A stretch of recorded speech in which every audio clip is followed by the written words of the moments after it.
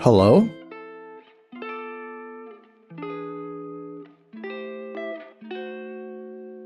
Is this thing working? Is this thing working? Is the world map working? It is. All right, you guys, I'm gonna need your help early on in this stream because I have a whole new setup. Same computer, but I have like a different interface now. Same microphone. Kind of had to reset everything up. What's up, Tim? Hopefully it sounds all right. Hey, Joe, what's up? Hopefully it sounds as good as it used to. I just have a different interface. Same crappy music as before, don't worry. Financially irresponsible Jeep guy, nice name. What's up? Hey, Steve. Sounds good. All right. Yeah, be harsh. If it sounds like crap, let me know and I'll ditch this new interface. I'll ditch this new interface like a bad livery pack on the marketplace. Speaking of which, I was browsing it a little earlier. And I noticed there's like 1 billion caravan livery packs now. Haven't seen you forever. Sounds great. Awesome. Cool. Well, I haven't streamed since November. I think I streamed when Sim Update 10 came out, so I've been gone a long time. But you guys are still around, so that's cool. Yeah, I noticed all these livery packs, and since I fly the caravan 1 billion times, I'm gonna have to look through all of these. Sounds good on a cell phone speaker. I feel like that's the hardest place for something to sound good, so that's good news. Thanks, Steve. How have you guys been? I know it's coming up on a year, and that's a little scary. So, a lot has happened in the last 10, 11 months. Dude, all of these there's just too many. I want like 1 mega pack. You hit the like button for the algorithms, hell yeah. Thank you. That's what I pay you for. Yeah, there's so many of these. I mean, these have really good ratings. 4.6, that is high. Kodiak Worldwide liveries. Did this just come out? Oh, are updates? I've been gone so long I forget when the updates are. They're on Thursdays, right? Today's update day? So that should mean there is a new... Let's see. It should mean there's a new... Oh yeah, it was today right here. September 14th blog update. Alright, I'm definitely remembering now a little bit. Jeep guy says, I was just watching your G1000 flight plan missed approach tutorial. I was waiting for the next one. It's shown you going live. Or it showed you going live. Amazing timing. Sweet. That's cool. I hope that one's not too outdated. Thankfully, I guess with flight sim stuff, especially when it comes to avionics that have been around for like a decade or longer in some cases. You know, the Garmin stuff, at least the tutorials hold their water. Is that the saying? I don't even know. All right, I'll look at that in a minute. Oh, maybe this is the one to get. Hey, Mill, how's it going? I'm back today. I can't. I definitely missed streaming specifically, but I was getting pretty overwhelmed with a whole lot of things that were going on at once in my personal life. But I'd say everything is good now. Nothing is too dramatic. Nothing that nobody else has experienced before. So, hey, Ronner, what's up? Watch one of the streams. Literally learned how to land. Awesome.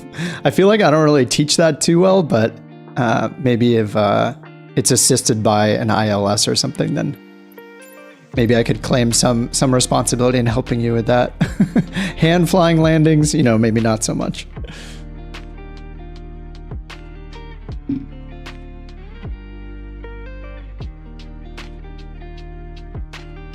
You know, I didn't really have a reason to stop streaming for so long. I just focused on work. I like changed jobs, took a while to find a new job. We just moved recently, the last month. So there's just been a lot of things going on all at once. But I think I just like was doing too much video editing. And I think that's the hardest part, is just doing the video editing. It just takes so long. Isn't AI supposed to do all that for us now? Just like instantly do everything and read our minds? I'm pretty sure that's what's supposed to happen. So hopefully if that happens soon, then I'll have no more excuse. I'm sure it'll work just like that, right? Just like all new technology takes over. Being sarcastic, of course. All right, I'm just gonna load in somewhere random. I'm a little tempted to bring up open on air or something like that and see all their updates. I know they've been doing a lot of updates actually. So I might take a look at that in a little bit. I think I should just go somewhere and just take off. I'm on USA West. Oh yeah, up here, there we go. USA West, my ping is not as good as it used to be. You've been flying VOR with the 152, thought long enough after 100 plus flights on air, now stepping up to Caravan. Wanted to be refreshed. Yeah, Caravan is like my go-to because it's just so easy to fly. It's like a little bit faster. A little bit faster than, you know, not quite as fast as the TBM or something. It's a little faster. It's like a small baby step up, even though it's a turboprop. So it's like very easy to fly. You know, you don't have to deal with mixture, which is nice. Video editing nightmares. Changed my channel to Jeep stuff. Down Flight Sim. Oh, Flight Sim VR videos. That sounds like even more work. I can't imagine doing, like, capturing VR and editing that. Sounds like a nightmare. Regular video editing is enough work. Let's see. I know we were flying out of Teterboro a lot in the past, so I think I should start there. Wait, isn't it KTEB? Oh, it scrolled down. There we go. Weird. All right, there's Teterboro. Just gonna start at parking. And I'll just fly during the day. I did install a bunch of the add-ons again. Should be good. Delta, what's up? Great to see you guys in chat.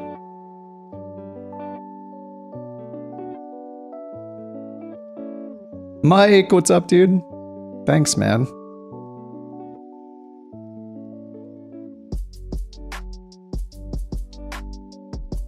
Oh, it's all good, dude. Don't apologize for not staying. I'm going to take a few flights, get caught up a little bit on air, the Microsoft Flight Sim updates. I've been keeping my eye on some of it, of course. Like I've been watching Watch Out for Shorts. I'm sure we'll get a flyby. Yep. Yeah, I've been keeping up to date on a little bit of it. I know that I know, you know, they announced 2024 coming out next year, which is really interesting. So we'll see how that goes. Hey, Mark, what's up, man? Good to see you. Yeah, it's interesting to see what they're doing. I've been reading some of the forum threads recently of people, you know, wondering what's going to happen with 2024 next year. My main wish, like, I don't, money aside, you know, the cost of Flight Sim 2024 aside, I think mainly that doesn't bug me very much. I mean, they've given us so much free stuff over the last 3 years at this point. And I'm sure it'll probably be 4 total years. I would assume it's like another August release next year with 2024. I think, you know, they've given us so much free, like paying, I think I bought the premium deluxe edition of this when it first came out, not really knowing what I was getting into, because I had just barely played X-Plane for a few months before Flight Sim 2020 came out. And so I just, you know, went fully in, got the deluxe premium version. That was 120 bucks. I'd say I got my money's worth. And I think anybody that's, you know, simming a lot hopefully feels the same way. So I don't mind it. I just hope it's not a glorified add-on. I hope it's not a glorified update.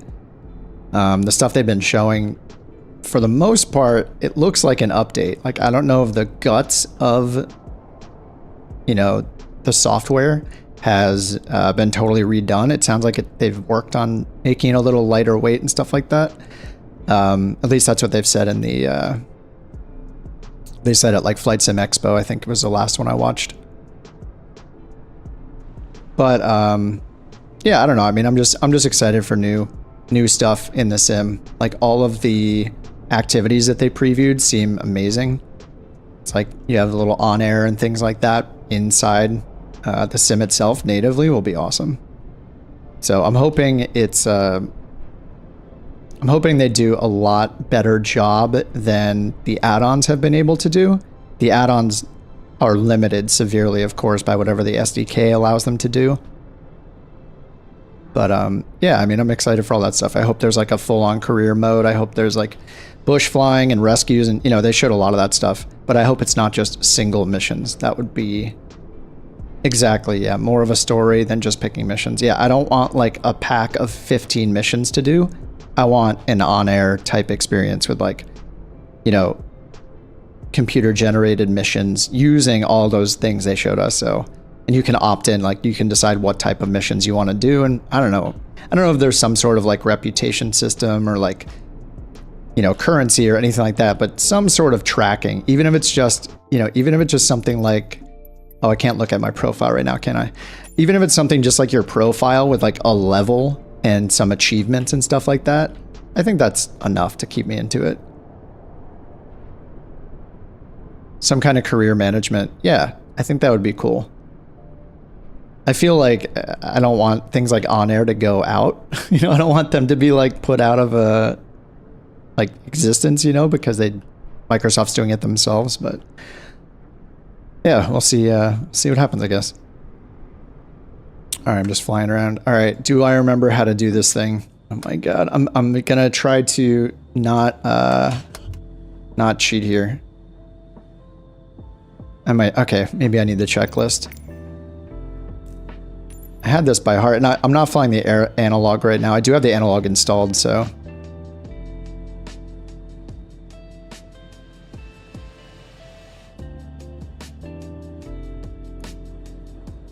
Tarmac has got the landing marks. Oh, I did install the Rex. There's like the Rex Global. I went through all my add-ons. Let's see. I added on. I have the Rex AccuSeason on, which is what I used to use all the time. So all the trees are AccuSeason. And then they had another one available that was like global textures. So I just installed that too. I had some of these as part of the taxiway thing I got forever ago, but the Rex one is new. So I just put that on. Jimmy, what's up? Oh, your name is Mike too. Sorry about that.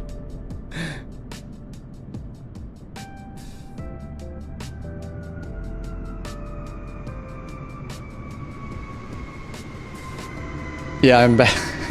I'm back in the parking lot, just chilling. I also installed Simple Traffic. I know that Aerosoft Simple Traffic got really bad reviews in the marketplace, but I bought it when it first came out through Aerosoft directly, and that's been fine. All right, what do I do here? It's battery first, right? Battery avionics 1, and no starter yet. And generator's on by default, I think. All my mouse shortcuts work. Yeah, it's good to stream again, Jimmy. Good to see you, man. Yeah, I don't know. I don't really have an excuse for why I have been gone so long. I don't know. I got a little burnt out and then had a bunch of real life stuff happening at the same time. And I don't really want to say like, I'm back, but it does feel good to boot the sim up.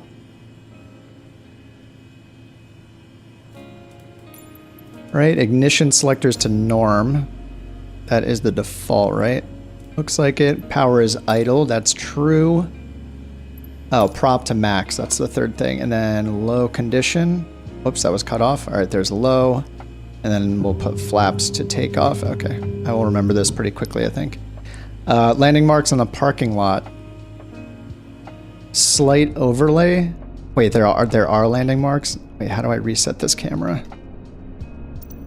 Up here. There we go.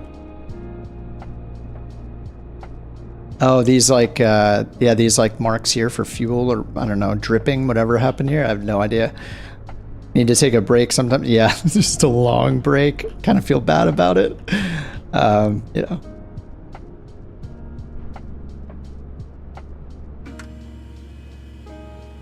The good old G1000. I've missed you so much.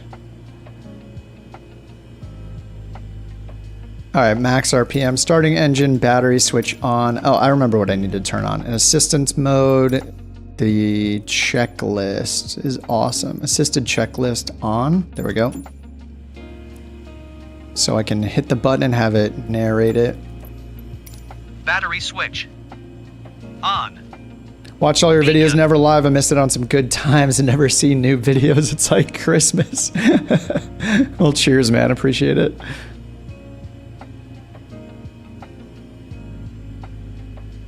Okay, beacon light on. Avionics switch is already on. Fuel boost on. On. Fuel boost. On. Oh, it was on to off instead of norm. Okay. On. Starter to start. Fuel condition, low idle, lever. Already done. Low idle.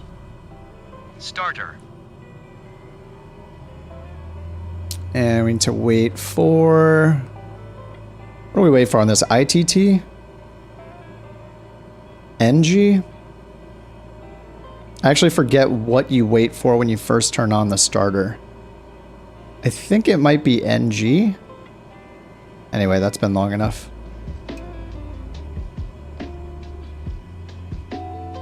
Oh wait, the fuel... Oh no, the fuel's closed.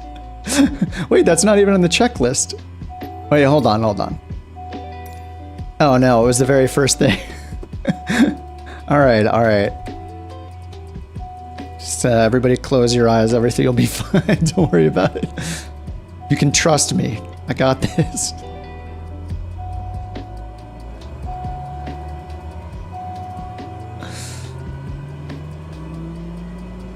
Alright, no wonder the NG wasn't rising. I forget if I wait, I think there's a certain percentage NG to wait for, or something like that, before you turn the starter off. I don't know if it's the green band or not. There we go. Alright, fuel selector both on. I did all that. Starter was on. Starter is now off. Let's continue this. Starter. And fuel boost to normal, off. Then avionics 2 on. There we go. Norm. I think the procedure might be a little bit different in the analog caravan too. Maybe it's more accurate in the analog condition, or analog caravan. Alright, there we go.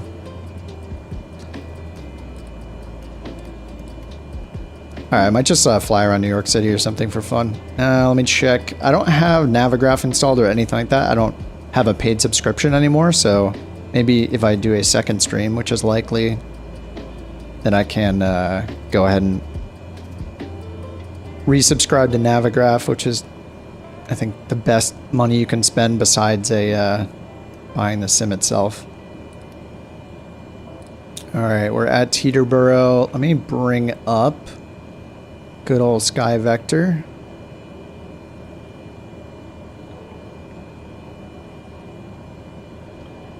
Alright, here's Teterboro. I think we are up here somewhere near the North FBOs. What runways do we have here?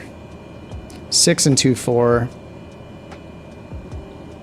1 and 1-9er. Alright. And let's go ahead and put KTEB in here. Actually, I looked through some of the release notes for the G1000 and the other working title stuff, and to me it looked like just a ton of bug fixes, which is awesome. Our destination, I don't know, maybe we'll land... who cares? I'll figure that out. Alright, KTEB, we can get our METAR down here. Winds 340 at 8. So 340, that is... It's best 24. Oh yeah, I can just listen to ATIS as well. Right, ATIS. This is a towered airport. Alright, let's figure that out. Ground and clearance only. Where is ATIS? Interesting. All right, let's find it on here. 114.2. All right, COM2 1142. Wait, that's not right. 13285-114. All right, 13285. There we go. On COM 2 and turn on COM 2 listen. Do we get ATIS? Not so far. 132.85. 132.85. COM 2 monitoring is on. They added new features last week. What, to the G1000? Did they? I probably missed one. I have like so many release notes to go through that I'm sure I missed something. How is there no ATIS?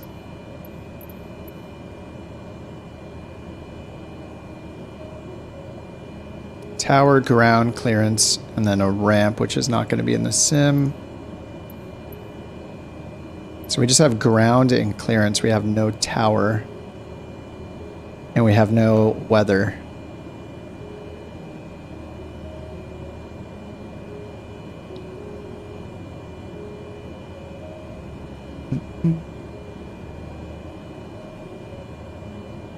So 340 at 8. So I guess we'll just... I wanted to go IFR. Or sorry, VFR. There we go. And we're just going to go to the east. Teterboro ground, Cessna Oh, November, Navigraph got a ton of new 23 features. Kilo Oh, India yeah. Papa, Okay, ready to yeah. taxi east I think I departure. saw some of them. They added weather, right? November 23 Kilo India Papa taxi 2 and hold short of runway 1. All right, runway Contact 1. tower on 119.5 when ready. Taxiing hold short runway 1 Cessna. All right, let's Kilo set runway India 1 over here. Oh, that bug is still in? Oh, no. No way that bug is still in. It's almost been a year. You zoom in with a camera preset and push the FMS button, and it just zooms out. Maybe that's a me thing.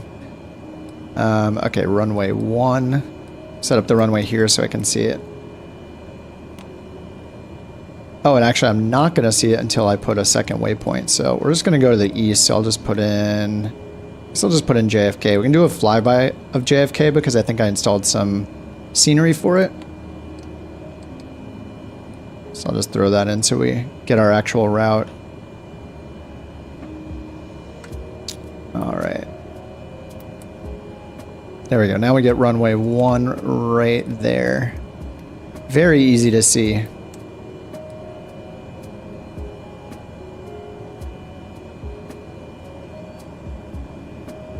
All right, parking brake is off. Let's check our lights. See if all my shortcuts still work. Yes, taxi works. Strobe works. Landing works. Beautiful. My switches, you probably hear me smacking those. Got the Bravo going. Bravo throttle quadrant crosswinds for my pedals still. I haven't upgraded anything. Still using the Airbus side stick. Nothing is new at all. Except for the interface. And I guess that's doing just fine. Weather flight following? Wait, flight follow? What is FFX? Final Fantasy X? Simbrief, oh yeah, Simbrief integration, that's awesome. Yeah, all right, sounds good. I'll probably go ahead and get that. Let me check I didn't check the, altimeter 3004. All right, 3004. All right, taxi lights on, strobe is off, parking is off. We're at low fuel condition. All right, let's go find runway 1. I already have flaps down to takeoff position.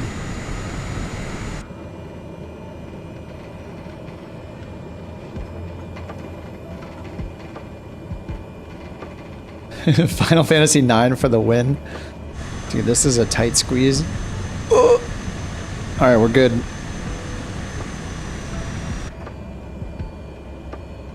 They did tell me to taxi, right? Yeah, taxi, hold short, runway 1. Runway 1-er. Hope this is the right way. It's really hard to see. Did they... I feel like these maps used to be easier to see. It's like I'm kind of going the right way. I don't think there's another taxiway over there, so I think I do have to go the long way around. I don't think I ever played Final Fantasy 9. I remember playing like Final Fantasy 2 and 3, the US editions as a kid. I think that's 5 and 6. Then I remember playing 7, a little bit of 8. I remember 10. And actually over the last several months I was playing like Final Fantasy 14 online. It's 14, right? Yeah, 14 online a bit too, just completely alone. None of my friends want to play it. So I'm just running around as like a bunny rabbit or something, killing goblins. Yeah, so you guys missed out on all that. I should have streamed it. Would have been very sad to watch. Is this runway 1 this way? It doesn't really look like it. I don't see any signs with letters on it. All right, that one has that says golf over there. These signs are all, oh, they're not backwards. These are because I'm not meant to go this way. Oh, is that 1-6? Wait, is there a runway 1-6 here? My God, how do I get to runway 1? I don't know. We're both probably wrong. Who knows? Final Fantasy 9, the OG MMO. Oh, Final Fantasy 11. Sorry, 11. The OG. I played the OG MMORPG. It was called Ultima Online.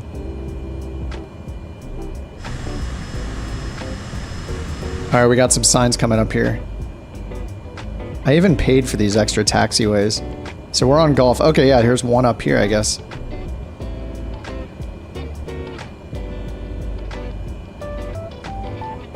The only YouTube channel that's exclusively Flight Sim and Final Fantasy 14. Yeah, that's a weird crossover. It's just, you know, the 3 people that are into both of those games.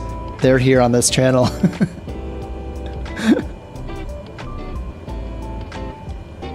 Wow, this music is always horrible, but it just seems weird to not have any music in the background. I don't know. All right, we're holding shorter runway 1? Oh, it's way over there. Well, we're fine, right? This is a super long runway. No, actually, it's probably gonna not. And it didn't even give me actually, it didn't give me actual tax. Oh, I can turn that down a little. It didn't give me actual taxi instructions. It just said taxi and hold short of runway 1. So I guess we're good. All right, that works. Runway 1 ready for departure east departure. Cessna November 23 Kilo India Papa altimeter 30.04 wind 353 at 8. Wind 353. Oh, that's pretty good wind. Just a little to the left. First cross-platform MMO. Oh, wait, you mean, wait, is it 14? Wait, what's FF11? Hold on.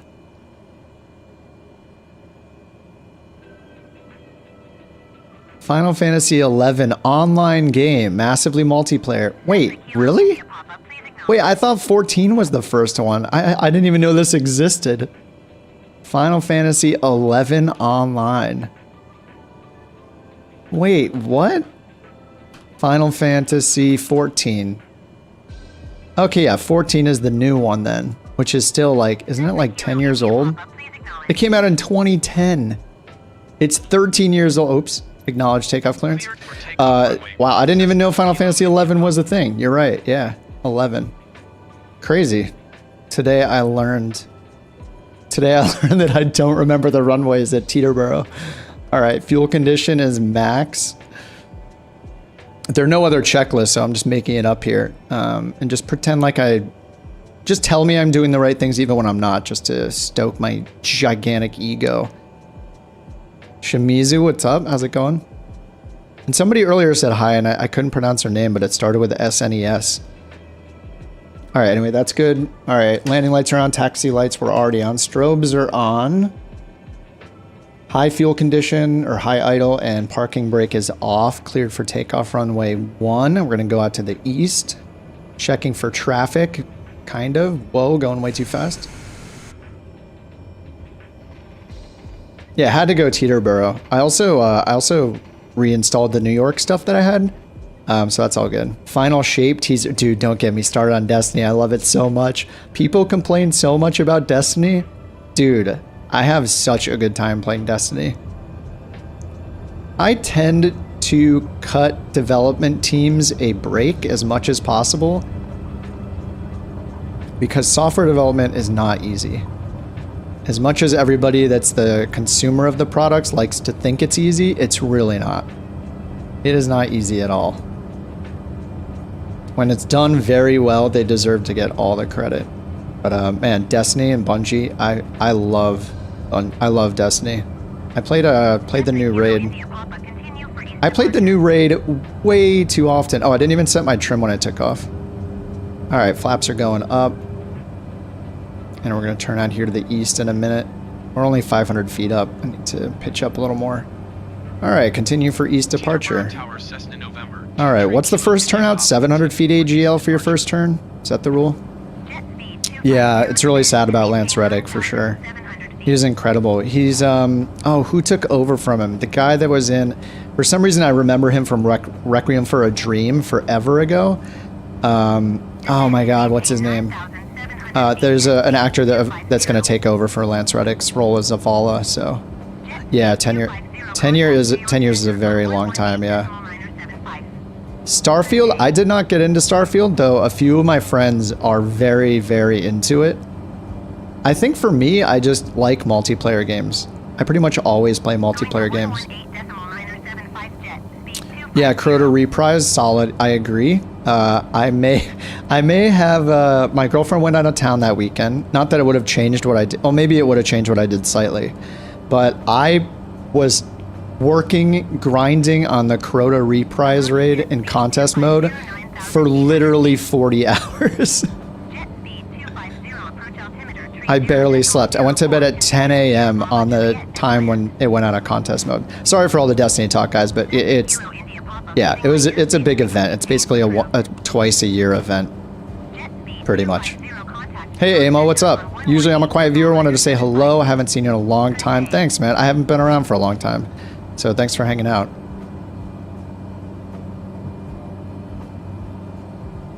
All right, I'm turning our taxi lights off for no good reason. I'm just gonna fly around low altitude around New York. Check out this scenery again that I happen to have installed. Surprisingly, I don't have autopilot turned on just yet. Kind of crazy. I'm a new person, I guess.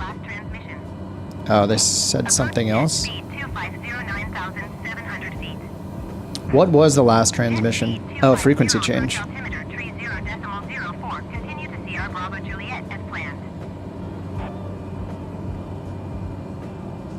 I don't want to step on them, but it is a simulator. Oh, Keith David, that's it, Mike, yeah.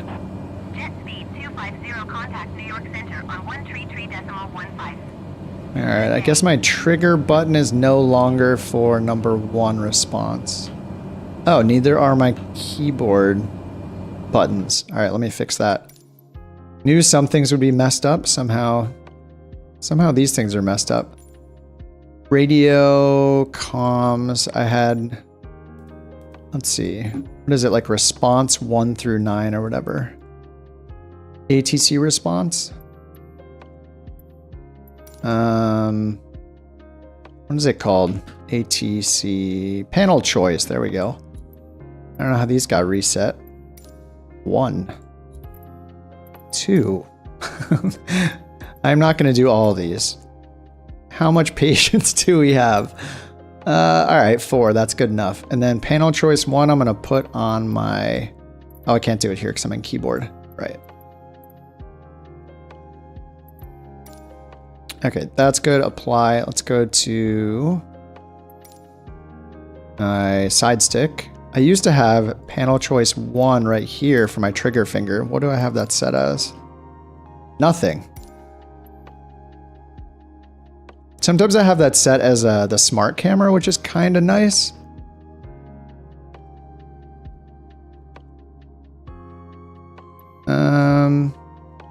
I'm going to set it as response number 1 for now. Oh, there's still this weird bug when you click. Oh, no. It's waiting for my input, that's why. Escape. All right, let me try this again. All right, side stick. ATC panel response or choice 1. I hope 1 is 1 and 0 is not 1. All right, there we go. Now I can just pull my push to talk button. There we go. Now I can just keep hitting that. I think I had it, I probably had it turned off because I was doing VATSIM back when I was actually playing again. Request clearance to transition Bravo And airspace. there we go. Okay, I have that too. I'll leave it on in case any of you guys are flying around. Air Shuttle 6159er, you are 900 feet above your assigned altitude. Descend and maintain 3,000 feet altimeter, 30.04. I remember this city. 5641 traffic is 9 o'clock, 3 miles. You know, the frame rate, I don't know if the frame rates have gotten better in the last 9 months or so, but it feels pretty solid. I actually set my GeForce preferences to cap me at 60 frames per second. I don't think it's really going to go any higher than that. On a, I have a 3080 still. So yeah, I got the bridges mod on. Oh yeah, you can switch the passenger seat too. That's cool. I just use my hat to swap those to different cameras. So I have the bridges add-on and this one of the city add-ons. They look pretty awesome. I saw them talking about Microsoft talking about putting in seasons finally as well next year with 2024. I think that's part of the reason why I was like kind of motivated to jump back on. I was just like kind of just watching all the content, trying to catch up a bit. New York approach Endeavour 5103 is missed approach at LaGuardia. Brickyard 5688. And I do want to go through all the on-air updates too. I'll probably take a look at their blog for a little bit and just see if there's anything new and crazy. I saw they have some updates about like the activities they added in, or industries rather, where you could like go and like make like a hunting lodge or something and like hunt animals and sell their pelts or whatever. It's like very RPG style. It's kind of interesting. I didn't really ever do it. Maybe I did it once when I first came out, but it's interesting. Noticed in VR playing recently, it's much smoother, better details. Step away. Oh, you stepped away for the summer. Yeah, I have VR, and I remember getting it probably like a year or so ago. I got the Valve Index, and it's a great headset and everything. And I just used it a couple times. I feel like I would rather go the route of having multiple monitors and doing like a home cockpit than I would want to do VR. It just feels so weird, and if you do IFR, it's just kind of weird. It just feels too... It's very immersive, obviously. Like, it's really, really cool landing. Like, I had some of the best landings I think I've ever had doing it in VR. The situational awareness is amazing. But everything that you need to do outside of the cockpit, you know, or outside of, you know, the headset is the difficult part. You know, you have to have, like, overlays and stuff, and if you want to, like, access charts or anything like that, so I don't know, I like being in the real world, I guess. You know, aka, not the real world, you know what I mean? Like sitting at my desk, not looking in a headset the entire time. VR and the 152 analog. Oh, yeah. I have, yeah, the 152... 152 is awesome. I haven't done that too much. I think I've heard of FS kneeboard Jeep, yeah. I just don't. It just like sits in the closet. Honestly, I haven't brought up the. Haven't brought out VR in a long time. I'll usually try it when I'm playing like new games. Actually, is my trim wheel working? I think it is.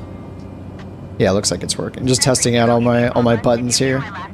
You can add all the charts you want, and it has a notepad. Yeah, I think I've seen that before. I think it's just when I'm in the actual like VR environment, I'm just like, I can't be bothered to click more buttons and like virtually click buttons and everything like that. Chris, what's up, dude? How you doing, man? They're yelling at me still. I'm just gonna do the old school turn on flight assistant. There we go. Squawk 1077 Cessna, Kilo India Papa. Yeah, I think it just VR is just not for me, basically. It's fun every now and then. I just see it as like something I'll do every now and then. Not like full time. I want to like see what I'm touching in real life, I guess. First time in the caravan in VR, blown away by the size. Oh yeah, for sure. Yeah, when you're sitting in this thing and you're like, you know, you're like down here, you're like, I think the default view is kind of something like this. It like takes up half of your field of view. Yeah, when I'm flying, not in VR, I hit up on my hat a lot to do this like sit up view, sit forward view. Just because the thing is so big.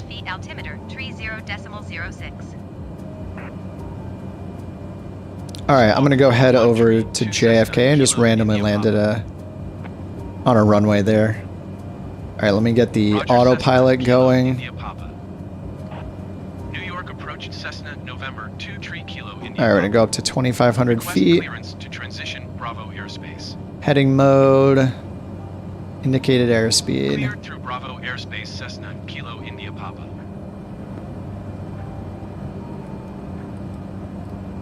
Alright, we are way off course, of course. I wasn't following the course at all. New York approach Cessna November 23 Kilo India Papa 1,600 feet. What's our climb speed in this? I think it's usually... Well, I see the VY right there. Is that 95? Let's go 110. Alright, I'll just go land over at JFK, and then I want to take... Yeah, I want to take a look and just catch up for a little bit on some things. I did it by myself a little bit, but if I miss anything major, I'm sure you guys will let me know, right?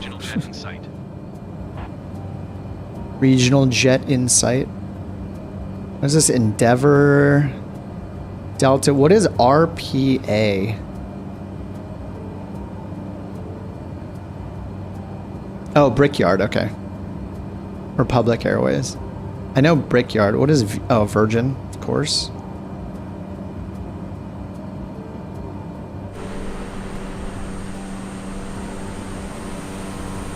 I mean, this scenery still is awesome. I don't know what I expected. Like, I kind of expected to, like, start up the sim and be disappointed in everything, or I don't know exactly. Everything seems great. Alright, we're just going to go over to JFK. Let's see, we have nav mode. There we go. Nav mode's on.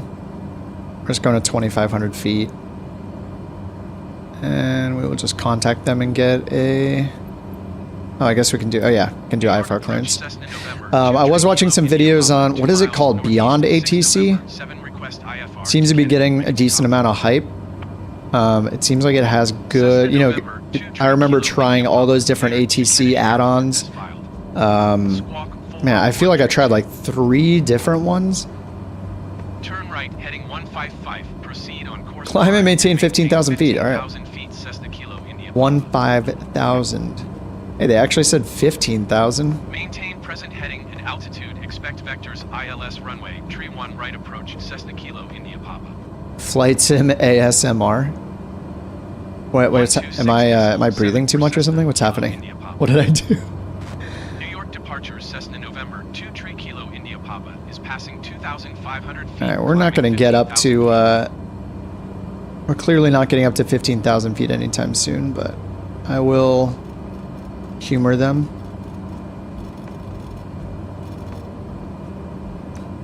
Okay, IAS mode. Go to 120. It's bulky trying to look at maps and stuff, completely understand. Yeah, I just feel like it's great for VFR, just not great for IFR, and I tend to do mostly IFR. You know, pressing the buttons on the autopilot, that's... I could just be at parking and not even be virtually in the sky at all, and I'd probably be happy. I could probably have, instead of Microsoft Flight Sim, I could, and all these peripherals, I could probably literally just buy the Garmin simulator software and play the Garmin simulator software and be excited about it. Oh my God, it's intercepting the line. Oh my God, it's amazing. All right, 3004, which is already what our altimeter is set at. We're good there. It should give us an approach already, right? It thinks we're at 15,000 feet. We're 5 miles away from JFK. Classic flight sim ATC. You meant ASMR to the Jeep guy. Fell asleep in VR once to the soothing sounds. Oh, I fell asleep. Sorry, I didn't read that. I love the immersion. Fell asleep on autopilot looking out the window. Yeah, the Valve Index is great. I know the what's the first one I tried? The HTC? No, not it wasn't the Vive. Oh, which one was it? It was pretty cheap. Was it HP? I forget the first VR I tried. It didn't even require base stations, but it had a much higher resolution than the Index. I'm hoping the Index will get we'll see some doubling of the resolution on the Index at some point. I mean, not that I use it anyway, but I just like Valve. Like, I think Valve is an awesome company. I own a Steam Deck. I think that's incredible. I've played, you know, like Half-Life and Dota. All the stuff Valve is involved with is just incredible.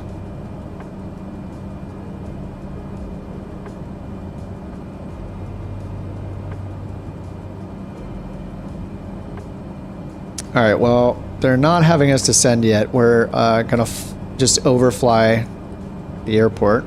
We're literally flying over it right now, so. Oh, the Reverb G2, that's it. Is that HP? Yeah, the Reverb G2 is the first one I got. I returned it because I couldn't figure out some troubleshooting thing. And then I figured it out later, like after I had already done the return.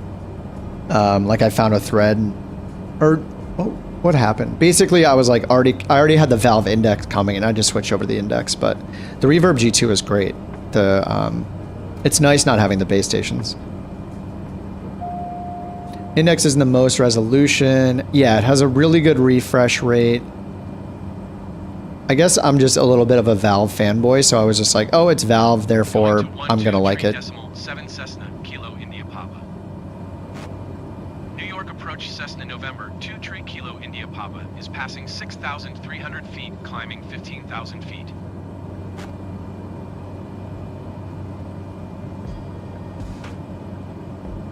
All right, well, they aren't giving us any instructions. This is just classic ATC.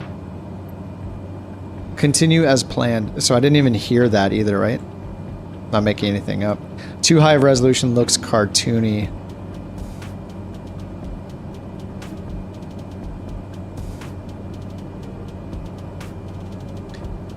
Break, you're thinking of getting one for sim racing and flight, just don't want to pay $1,000 for VR. I mean, I think the G2 is good.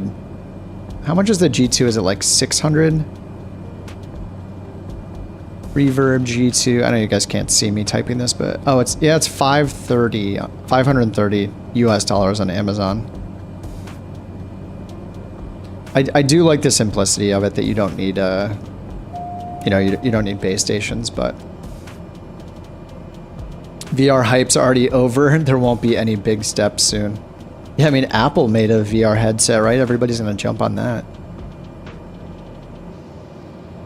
This is a weird bug, I guess, or it's just flashing next. Desired track 0 degrees now over and over again. I broke it. Hey Mike, what's up? Picked up 2 Flight Sim Builder G1000 panels. Takes the immersion to a whole new level. Yeah. I have 2 of the real Sim Gear ones in my closet. And I also have the 530 and I have the 430. I've spent way too much money on all that stuff. But I agree, they're awesome. I just got a little overwhelmed with setting them up all the time and losing frames, like losing performance by having them. I do like using the 530 or 430 since it's just a single one, you know? But I mean, the G1000 is where it's at. G1000 is just a magic. How do you do controls in VR? You have to wear... Actually, you can do it with just looking, right? So I think in the middle of your vision in VR, it basically gives you the cursor that like an Xbox controller will give you, if I'm recalling correctly. And you can just look at things, like you just turn your head with a pointer. It's like you have a laser pointer on your forehead. So when you turn and you look at things, it lets you interact with them. I think you can also use like the actual hand controls, and you can like grab things, and you can look down and grab the throttle and grab the flaps, all that kind of stuff. Grab it and pull the push the throttle in or whatever, pull the lever up or down. But that's kind of a pain in the butt. I used to just do it with a mouse. Like I didn't even use the controllers. I just used the VR headset. I have my stick and my throttle quadrant pedals just where they are, and then I just have the mouse near my right hand. So I just like reach around in the dark for the mouse basically and find it. All right, we're just gonna go land on that runway over there. I'm gonna read a little bit about On Air Company and catch up there, and then move on. Hey, Jack. Please. Hello. Guess the home cockpit with 3D monitors would be the greatest immersion. Oh, I noticed, so Skytation, I don't know if Skytation's around. He's probably streaming as well. I was catching up on some of his streams. The dude built, I did like a shared flight with him back last year. He built a full like in-home cockpit.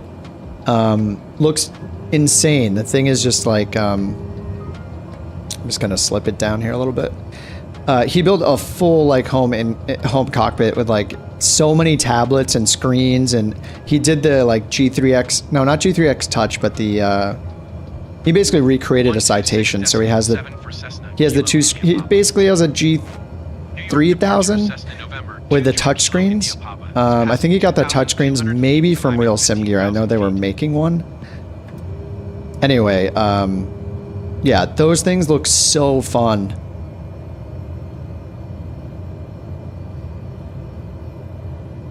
Don't judge my landing. I'm just, I'm just taking it in. Or I'm just going to land it. Just going to put it down. You watched the video. Oh, you watched Skytation's video? I had, him and I had done like a shared cockpit flight before, like back last year sometime. And we did some VATSIM shared cockpit stuff together. Yeah, he just took it the whole way. Pretty insane. His setup looks pretty amazing. It's got like touch screens everywhere. He's got like an overhead panel with like Navigraph on it and everything. Pretty crazy stuff. All right, we're just going down at about 1,600 feet per minute. Everything's fine. Don't worry about it. Your dad wants you to buy a 6-axis chair. I've seen some of those too, where they have like hydraulics and stuff, or like rumble packs, and they move around. And I want to be as stationary as possible when I'm simming. I guess it's just depends on what kind of person you are. I just want to be very static. Cost of it was surprisingly cheaper. Oh, for Skytation's setup? Yeah, I didn't look at the cost or anything like that. I'm guessing he went over it in one of the videos. Do you remember how much it was?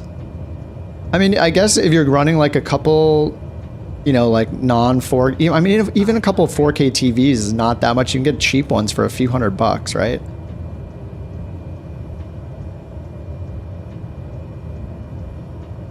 I've been slipping this entire time. This could potentially be nasty.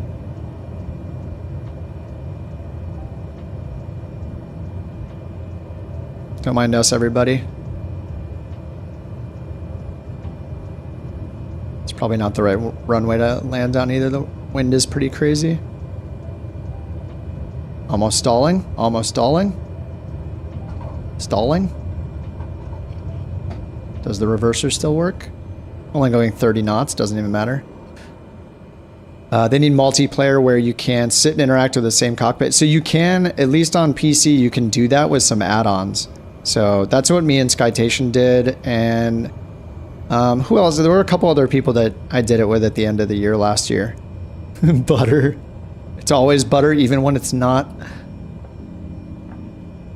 But you can do that.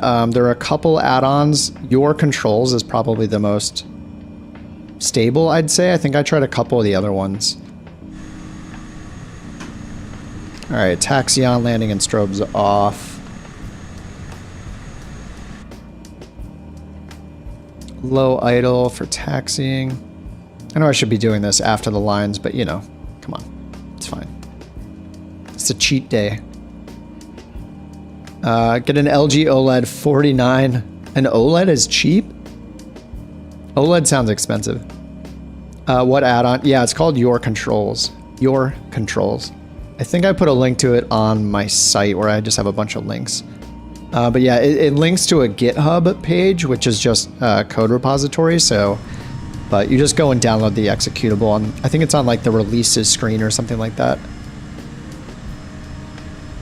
But it works pretty well. It doesn't support every single plane, so the plane has to have support for it.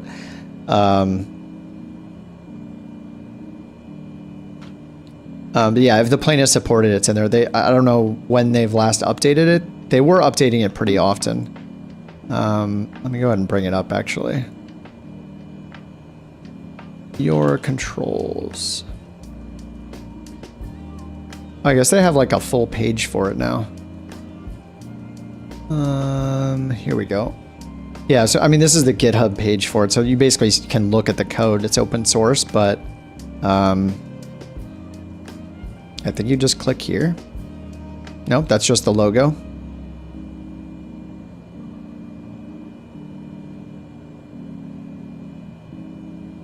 I think you just hit the release right here, version 270. So August 11th, it was updated. So I mean, that's, yep, they added a bunch of planes. Yeah, I mean, they're still apparently still maintaining this, so that's awesome.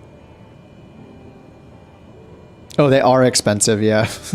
Yeah, go OLED. I would go like a 15-year-old's like non-4K TV. Get this like one of those super cheap, is it Vizio or something? Some of those cheap, really cheap ones you'd find at like Costco or something like that. I mean, it's just gonna run flight sim. It doesn't have to be too good, right? You're gonna be sitting back far from it. Size is everything, right? Just get the big ones. Yeah, so it looks like yeah, they're still maintaining this. So it is. This one is the best of the ones I've used. There were a couple more that were not as good. Some that were like cross sim that worked with other sims, not just Microsoft Flight Simulator. But yeah, this one is good. I think we've done everything we need to do, right? Yeah, taxi lights are on. I'm at low idle. Yep. All right, flaps up, and we'll just go park wherever. Kennedy grounds. Kennedy ground, Cessna November, 2 Tree Kilo India, Papa request taxi to parking. Taxiing to general aviation parking using taxiway Delta Charlie Victor, cross runway 1 Tree, left Victor, Bravo Sierra, Sierra Charlie Cessna Kilo India Papa. Yeah, I can't once again, can't hear. Has this been a problem? Non-stop, I just can't hear any of the ATC. I guess it just happens. I'm just gonna go park up here next to these cars or something. Oh, you're financially irresponsible. Name checks out, I guess. Yep. I forgot, even though it's next to every message, somehow I forgot. I would still care a lot about the colors since it's such a visual game. Yeah. I mean, even a cheap, like non-high quality TV, whatever that means, like a not getting an OLED or anything, it's still gonna look, I'm sure it's still gonna look awesome. You know, I feel like I'm not very picky with my like displays and stuff like that, especially when it comes to a TV. It's just like, I'll just get like the middle of the road, like Samsung or something like that. It's the one I've had for like 5 years. And the one I had before that, I think I had for like a decade. I've had good luck with Samsung. I have an LG monitor, like an ultra wide for my gaming. For this, I'm running the sim in windowed mode because ultra wide is just not a great thing on YouTube. It's okay, but most people don't seem to like it.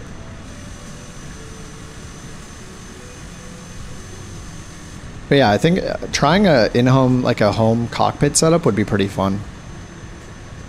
I just feel like you have to do, like the amount of setup time is probably crazy.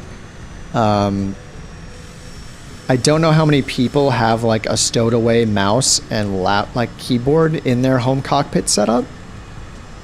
It just feels like one of those things, like once you set it up, every time you find something wrong with it, you're gonna be like scrambling to like pull out and attach a keyboard, attach a mouse, like go through the settings. But I guess, you know, once it's set up, it's probably pretty solid. I mean, I haven't touched this in like 8-9 months. It seems like, and I had it uninstalled actually, so I reinstalled it just because to save on the space, just because the game is so huge. But all my stuff for the most part is just working, so. You don't have near the space needed. Yeah, I mean, it was like, what do you do? Like sacrifice half of your like living room for it or something? It just matters where you live, I guess. Like, you know, yeah, California home sizes, exactly. Yeah, I live in an apartment, so I'm like, I just have the second bedroom. That's enough for a computer, not enough for a home cockpit setup. Regular TV is middle of the road. PC needed more. Yeah, my gaming monitor for my PC is, well, my TV's all right, but the gaming monitor costs, I think, probably more than my TV costs. The ultra wides just get really expensive, especially if you buy like an LG, which I did. I mean, it's only 1600 pixels tall though, so it's not the biggest quality of all time. It's smaller than 4K, or lower res than 4K. So this guy with 2 bedrooms. If I wasn't cohabiting, I would not have 2 bedrooms. I probably wouldn't even have a bedroom. I'd probably live in like a studio, save some money. I've had studio apartments too. They're great. I had a good time having a studio. I mean, if you're solo, it makes a lot of sense. You don't need a McMansion or whatever. All right, sweet. All right, fuel cutoff. Avionics off. Oh, I guess that's enough. Absolutely incredible. That was only 22 minutes? No way. What time is it? It's been an hour, but I've only done a single 22-minute flight. I guess that's how it works. All right, let's go to the main menu. First, I'm going to check out the marketplace a little bit. Is there anything you guys know of that is absolutely incredible, like must-have marketplace stuff lately? All those liveries I saw are very tempting for the Caravan. I'm guessing there are maybe a ton more liveries for other planes now. Okay, I guess that stuff's on sale. Let's see all the featured sales. This just got updated today, right? So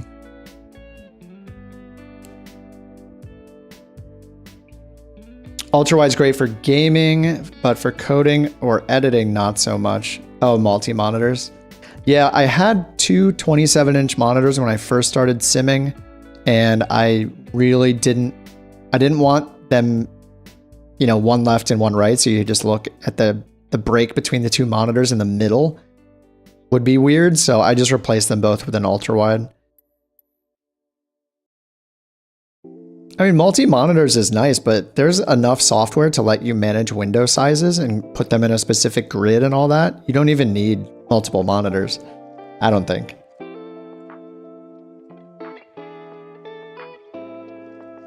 Liveries from flightsim.to. Oh, there just like a ton of... Yeah, I don't know. I am really lazy, so I really like getting as much as possible in the marketplace. Cessna 152 by JP Logistics. Oh, did you say one? No, 152. Maybe it's just not C152. I have 2 pilot. Oh, it's probably not in the marketplace, huh? Oh, am I searching featured only? Is that why?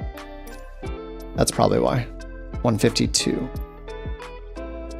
No, it doesn't like me. Not super new. JP Logistics. Let me just search. Aircraft. See all. Creator. Let's find JP. I don't see it. It must be third party, huh? Yeah, just not in here. Oh, not in the marketplace. Okay. I did have the, what did I have? Was it the 172 enhancement pack or whatever? I had that and used it a little bit. That one was pretty cool because it actually fixed the cap 140. It was like an enhanced cap 140 autopilot and it felt much better, but I didn't end up flying it very much. I just always go back to the Grand Caravan. The analog Caravan is probably my most flown third-party plane. It's because I fly the slow boys. World liveries. Yeah, dude, these are $2? How many are in here?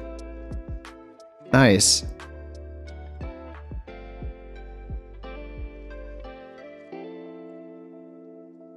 I kind of like getting these kind of liveries too, just because, oh, these are PC only. I was going to say the ones that are available for Xbox and PC is pretty cool. Like this one right here is on Xbox and PC. I just like the idea that when you buy these in the marketplace and they're on both platforms, that it's more likely somebody else has them and sees you in the correct livery. But has a bobble duck. Oh, like a bobblehead duck on the dash. Yeah, which there was another, I forget the plane. It was the 414? What was it called? Yeah, was it the Chancellor that had a bobblehead on it? I don't own this one. There was another one that had like wear and tear on it that I was flying before I was done as well. I think a few of you guys were flying this. Oh, the 310. That's it. I think the 414 was getting popular because it was one of the first like nice ones that was out also on Xbox. Now I'm getting the A310. Oh, the 310R. There we go. Download. Yeah, by Blackbird. That's right. Yeah, this one was awesome. Oh, the Einstein. Yeah, no, I think you're right. I think it's Einstein. Oh, they have it turned off in that screenshot. It's gotta be in one of the screenshots. I mean, it's a selling point.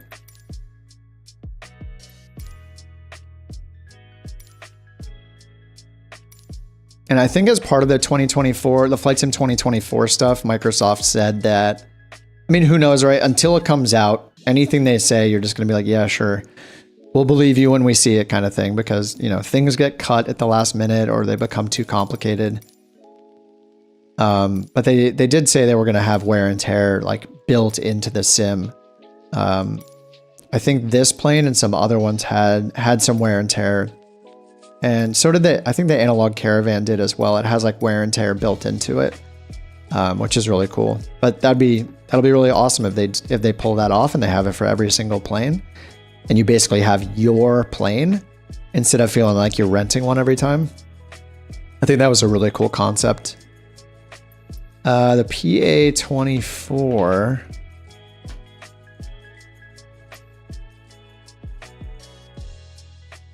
Maybe not.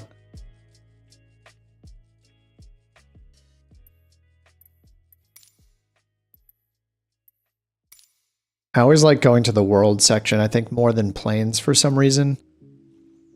Oh yeah, they're all the city updates. I haven't downloaded a single one of these. The Texas one just came out a couple months ago, right? I saw them announce that. They announced that during Flight Sim Expo. I don't know. I feel like if I get back into it, I want to like get all prepped for. They just announced Flight Sim Expo 2024.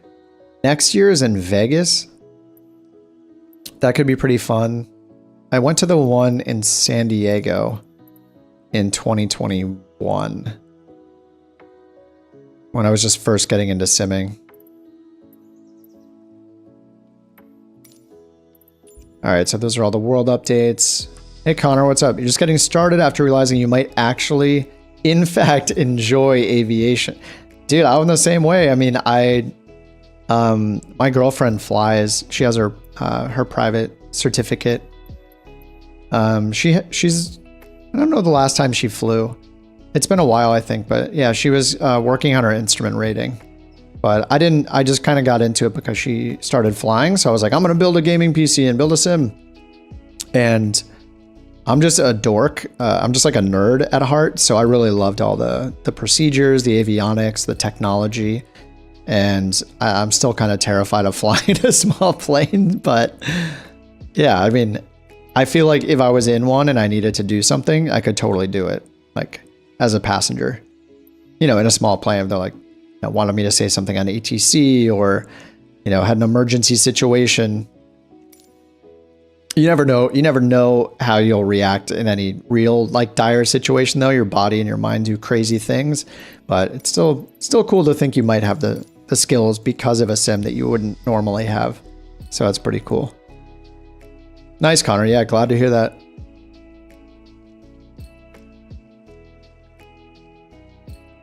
If you do get back into it, I'm definitely going to try to join you in the air. Yeah. I've definitely missed streaming. I think there's a big difference between streaming and making tutorials. Streaming is so much easier to do.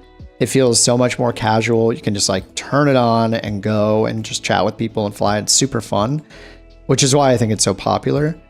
Making videos on YouTube is a totally different skill set. You know, like the amount of time it takes for editing and doing voiceover. And, you know, I never really got into like scripting per se. I would just do it on the fly, but, you know, re-recording voice lines over and over and over again, and making all the cuts and editing. It's a totally different skill set and it's a lot of work. So it just kind of wore on me for a while. And then, yeah, I was dealing with real life, like losing my job for the first time in a long time, dealing with that. And yeah, but it's all good. Streaming is super fun. Chatting with you guys is super fun. And like the flight sim community is awesome. It is like any other community though, where like of other games, you know, I know people don't want to call it a game, but any other like game I've gotten into, say like Destiny, for example, people are very critical of the developers in that game as well. So they're always just like, you know, people are always like, I think generally very negative for the most part. Like, why isn't this fixed? Why isn't it this way? I can't believe you can only do this. Like, you know, there's a lot of chaos. I think it just means they really love it and they just want more out of it. But yeah, the community, despite that, is great. Like you can. People have to really care to be really like playing the game and still like complaining about it at the same time. Like they have 2,000 hours in it and they say it's the worst game they've ever played. You know, that kind of mentality is always funny. It just means that they love it, really. Right. Marketplace. The fandom is wild. Yeah. Thanks, Jason. Yeah, I need to get back in the sky. And not just sit here staring at pictures, but I wanted to catch up just a little bit on some stuff. And I'll probably try to catch on. Yeah, I was watching videos last night about Beyond ATC. I think the dev of that software, or one of the devs for it, was showing it off, and it seems pretty cool. The voices for it, a video I was watching had like premium voices that seemed really cool. So that'll probably be something mattering when it comes out that I try. What is this? What? Is this real? Just put more engines on it. This is like, I played Kerbal Space Program for a while, years ago. This is basically like the solution to get more Delta V on your spaceship. You just keep putting more fuel, more engine, more rockets. This is crazy. 12 engine? Oh, they're double-sided. There's one on, it's a dual prop. There's a prop on both sides of each, but there's like two engines in one fused together. That's crazy. You drove an 18-wheeler for 4 years. The more you do it, the more you claim to hate it. Yeah, exactly.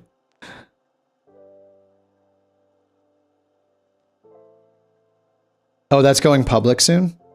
Beyond ATC? I'll be there on day one paying for it and trying it because I really love using ATC, but even having experience doing VATSIM, it's still very it's just a lot of work, you know. You're expected to be on top of your game for the most part, or I feel that way whenever I do VATSIM, that I need to be kind of on top of it, paying very much attention, like you know, need a good night's rest before you hop on VATSIM kind of thing. But you know, if you have like a computer controlled one, or you know, an AI powered one, it's just much less pressure. So I want a thorough one. So yeah, Beyond ATC looks pretty good. I mean, the voice, of the ones I tried before, the voice activation stuff, voice recognition was always really bad. So from their demos, it seemed pretty good, but at the same time, to use it yourself, you don't know if they're like intentionally saying things in a certain way, not saying certain words or saying too much or things like that. Maybe those things will throw it off, but yeah, we'll see how it goes. I'm always willing to try everything that's new out, see how it goes. Yeah, if you mess up, it helps you along. Yeah, I watched about half of the last video where the guy who was presenting it was intentionally saying things the incorrect way, and it would like for his like clearance readback and stuff like that.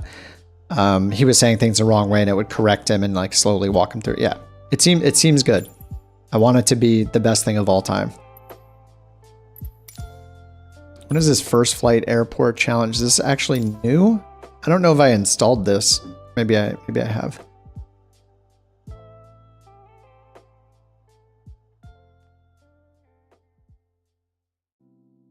All right, I think I did this a while. Wait, this is in the King Air? I think I did this a while back. Hercules H4 came with an update. What is the Hercules?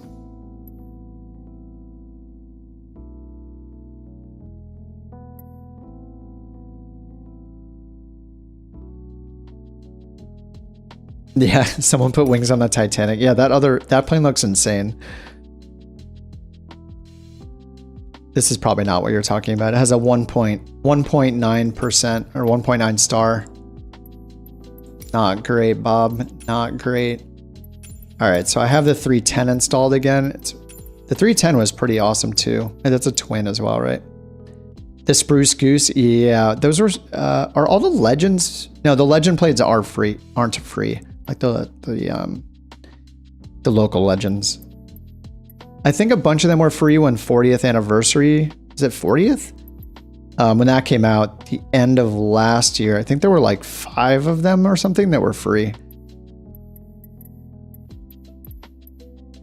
Bullseye landing in Dubai in a Red Bull plane? What?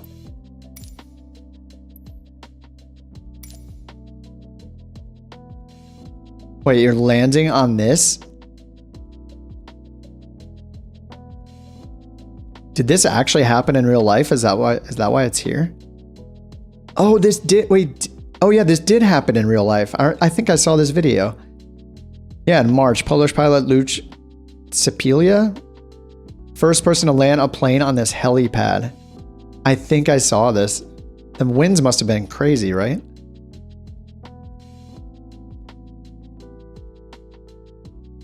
Dude, this is hilarious.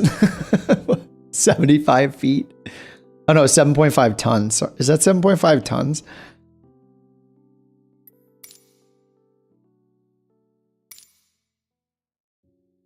All right, I want to see what this is all about. This sounds silly. I also want to bring up, yeah, I already brought it up. All these on-air updates, I'll browse these in a little bit. I just want to see what's new. Okay. Go to Content Manager.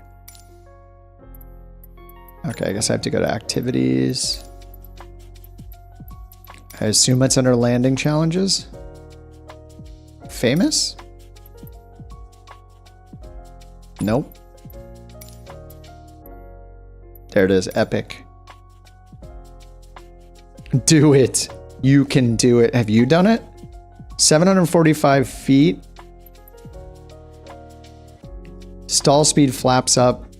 Runway elevation. It doesn't even show the runway length. Winds are 7 knots, constant coming in from 033. And stall speed flaps up. Why is it giving me the flaps up stall speed? Shouldn't it give me the flaps down? Did he land it with flaps up? All right, let's see what this looks like. This is going to be hilarious. sure my parking brake switch is off. Turn all the lights on just because. No way I could do it. There are a few fall vids. Oh, fail vids on YouTube. I'm sure Swiss tried it out. And Air Force Proud. Oh. All right.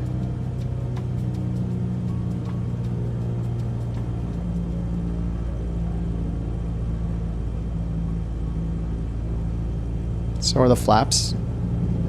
Whoa. Whoops. All right, the flaps were all the way out. Flaps are all the way down now. We're about to stall. I'm at like 44 knots. So it said the wind is coming out of a 033 heading. All right, we're at 038, so it's slightly left of us. So we need to come in from the right just a little bit.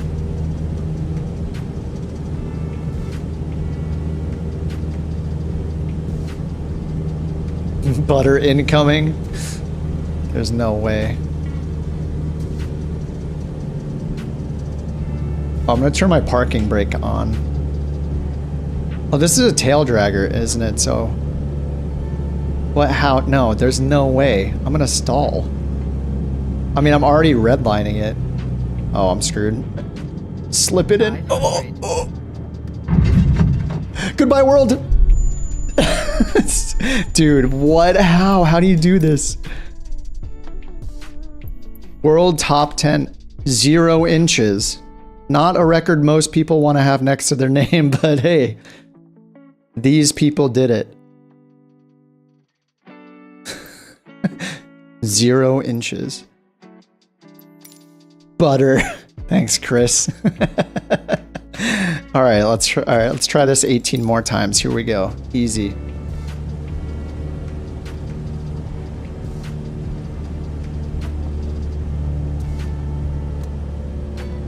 All right, seems like we have trim on this. That's good.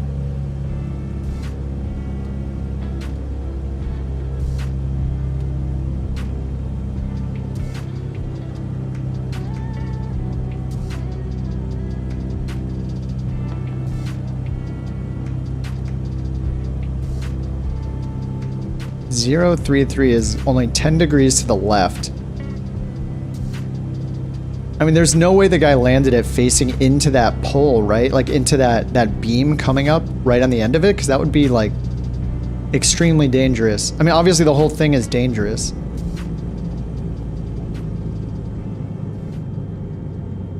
I mean, you need to intentionally stall as you're landing. I mean, way too far. All right, this is kind of fun. The guy that did it in real life was Butter. You have to glide in, balloon onto the platform. Yeah, I'm gonna need to stall right at the very tip of it. Right at the front edge of it. It's deceptive. It seems like it's so much, it seems like I felt like I was at the right altitude already, but clearly not. Clearly nah. Damn, this is such an awesome view though. The weather settings they have here are incredible too. Looks good. I thought I turned that UI off.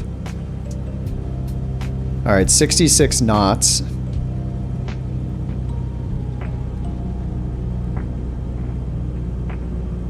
Slow it way down, barely stall speed on the way in.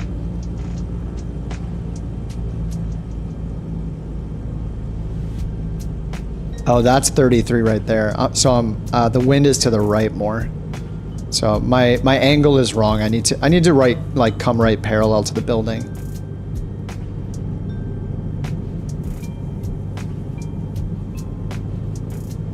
Already stalling. Oh my god, I'm redlined. Actually, the stall speed is probably not that red line. Like, I'm not stalling yet. 500. Oh no! I hate tail draggers. Oh, that's the hardest part. You can't even just slam on the brakes either because you're just gonna flip over. Try this in VR. Yeah, it reduces fails by 50%. I think that's accurate, yeah. That sounds right to me. I mean, VR is like a cheat code for this stuff. I mean, not that it's gonna be easier, but I mean, maybe a little easier. Just Your spatial awareness is so good in VR. Yeah, I remember the first time I was doing VR. Oh, I'm kind of clipping a little, huh? Sorry. I'm gonna turn some of this down. I remember the first time I was doing VR, I just had like some of the best landings. I was so bad at just eyeballing landings, and my altitude was always really bad. Arguably still is, but I definitely was much better right off the bat. I need to be a little more to the left. Coming in from the left, I mean.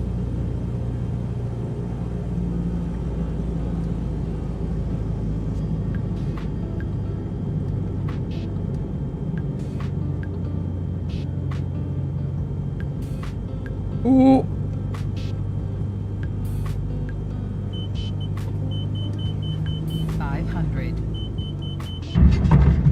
No! Mama! 500. 500. Alright, I'm just gonna go take a dip in the pool.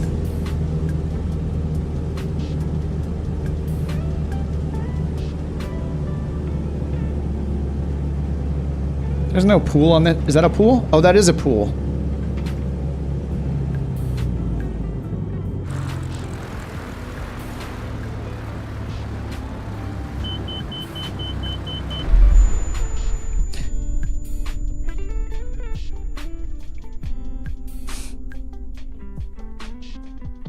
Helicopter's easier. I think so. I agree with you.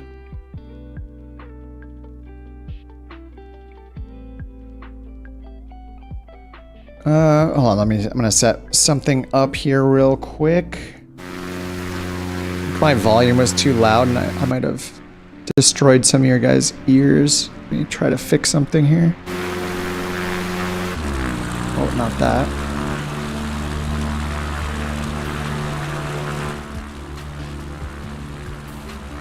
Just putting a little limiter here.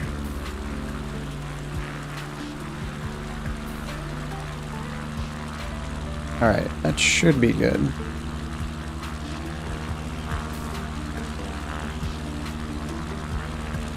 I saw the red, all the red marks come up. It's not good to see. Oh, it started me automatically. No. Trip, what's up? Got to do a refresher on RNAV before I pile into a mountainside.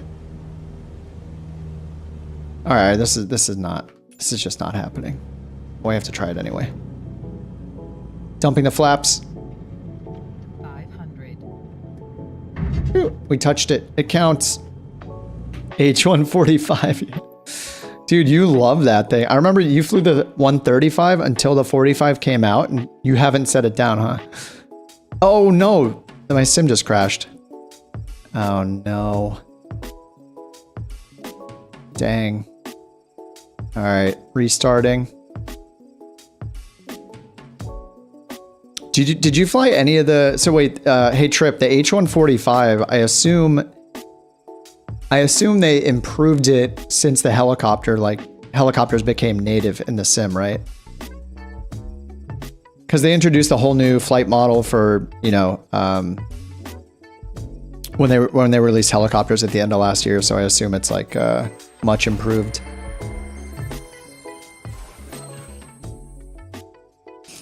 Long holiday. Yeah, I wish I was on vacation for 8-9 months. That would have been great. I think I was just like, you know, sitting down, using my phone in a place where people often use their phone, an unnamed place. I was just sitting there using my phone, and I looked at the YouTube app and it said it was 300 days since I posted something. I think maybe that was the threshold for me where I was like, oh, this feels bad. The number just kept going up and I was like, I should see about that. All right, it's still launching the sim. I don't know why it's not showing up. Installation manager. Okay, normal mode. I know you guys can't see anything just yet.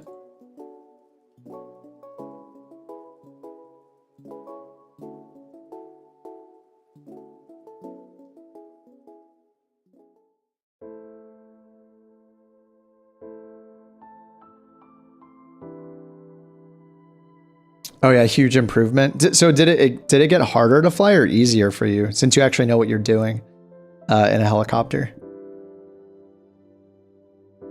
Because for me, when they improved, you know, when they released the black screen, yeah, it's actually starting. I can see it, but it's just not showing up. Not showing up in on the stream just yet. Maybe after it gets past this. Let's see, capture specific window.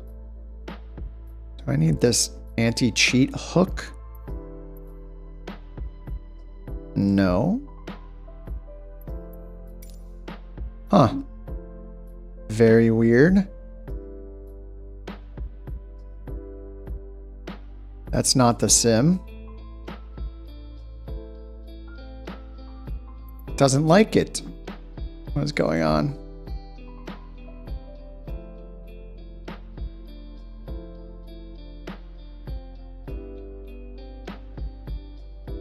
Huh. All right, I'm gonna restart it one more time. Maybe that'll fix it. Hey Diesel, what's up? Thanks, man. Yeah, good to start a stream again. I feel like I don't feel like a complete newbie flying, but I definitely I feel out of my element for sure. All right, the sim window is open again. Xbox Game Studio screen is up, but once again, we see nothing on the stream.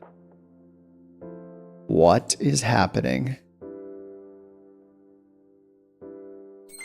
I have changed nothing.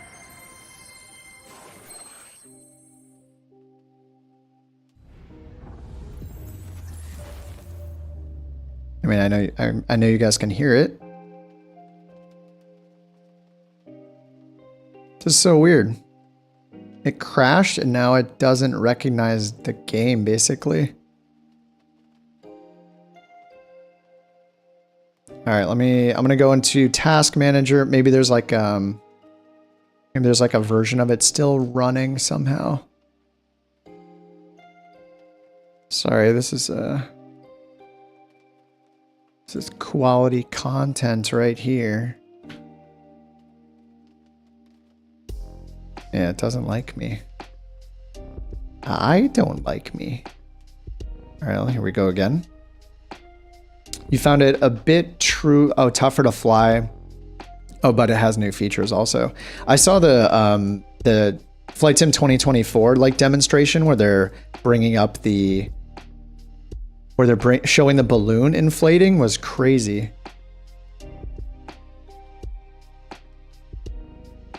All right, I'm gonna stop and restart the stream. Like the stream won't go away completely. I'll just disconnect for a second and then start again and see if that fixes it. I will be right back.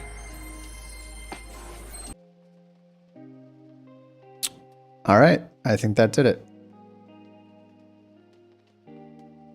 That is one amazing thing about YouTube is like your stream status is separate from you actually sending the stream, like sending stuff to the stream.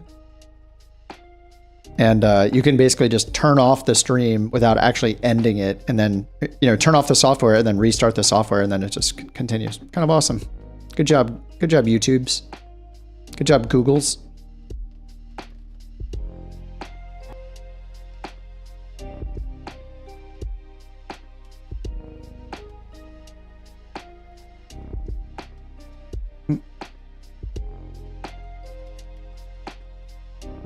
All right, while we wait for this forever, I'm gonna just quickly skim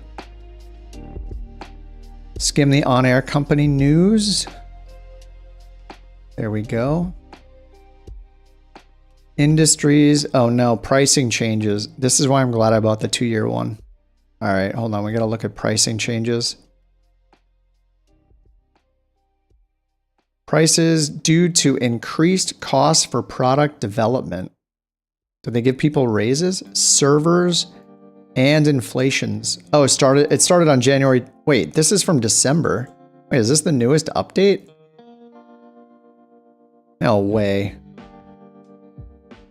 Huh. On-air company news.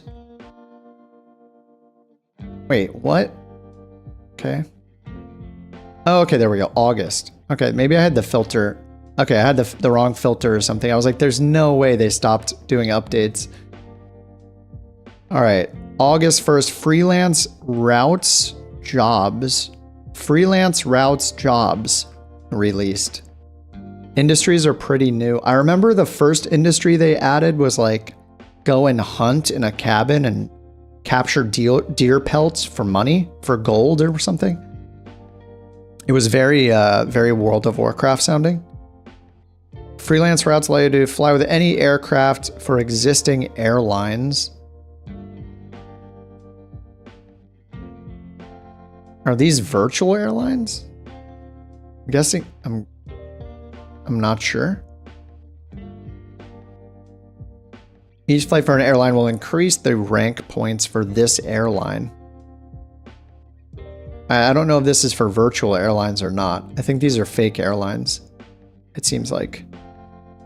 All right, freelance routes, industries enhancements, workers fatigue.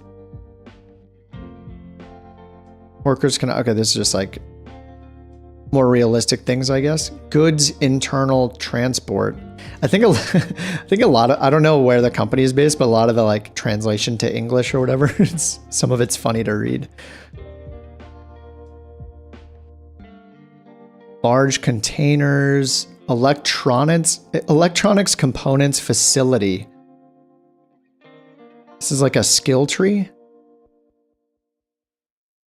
So you have to trade or create these materials to build something, to build an electronics facility, to get electronics components. This is like Factorio or something now. Food rations production.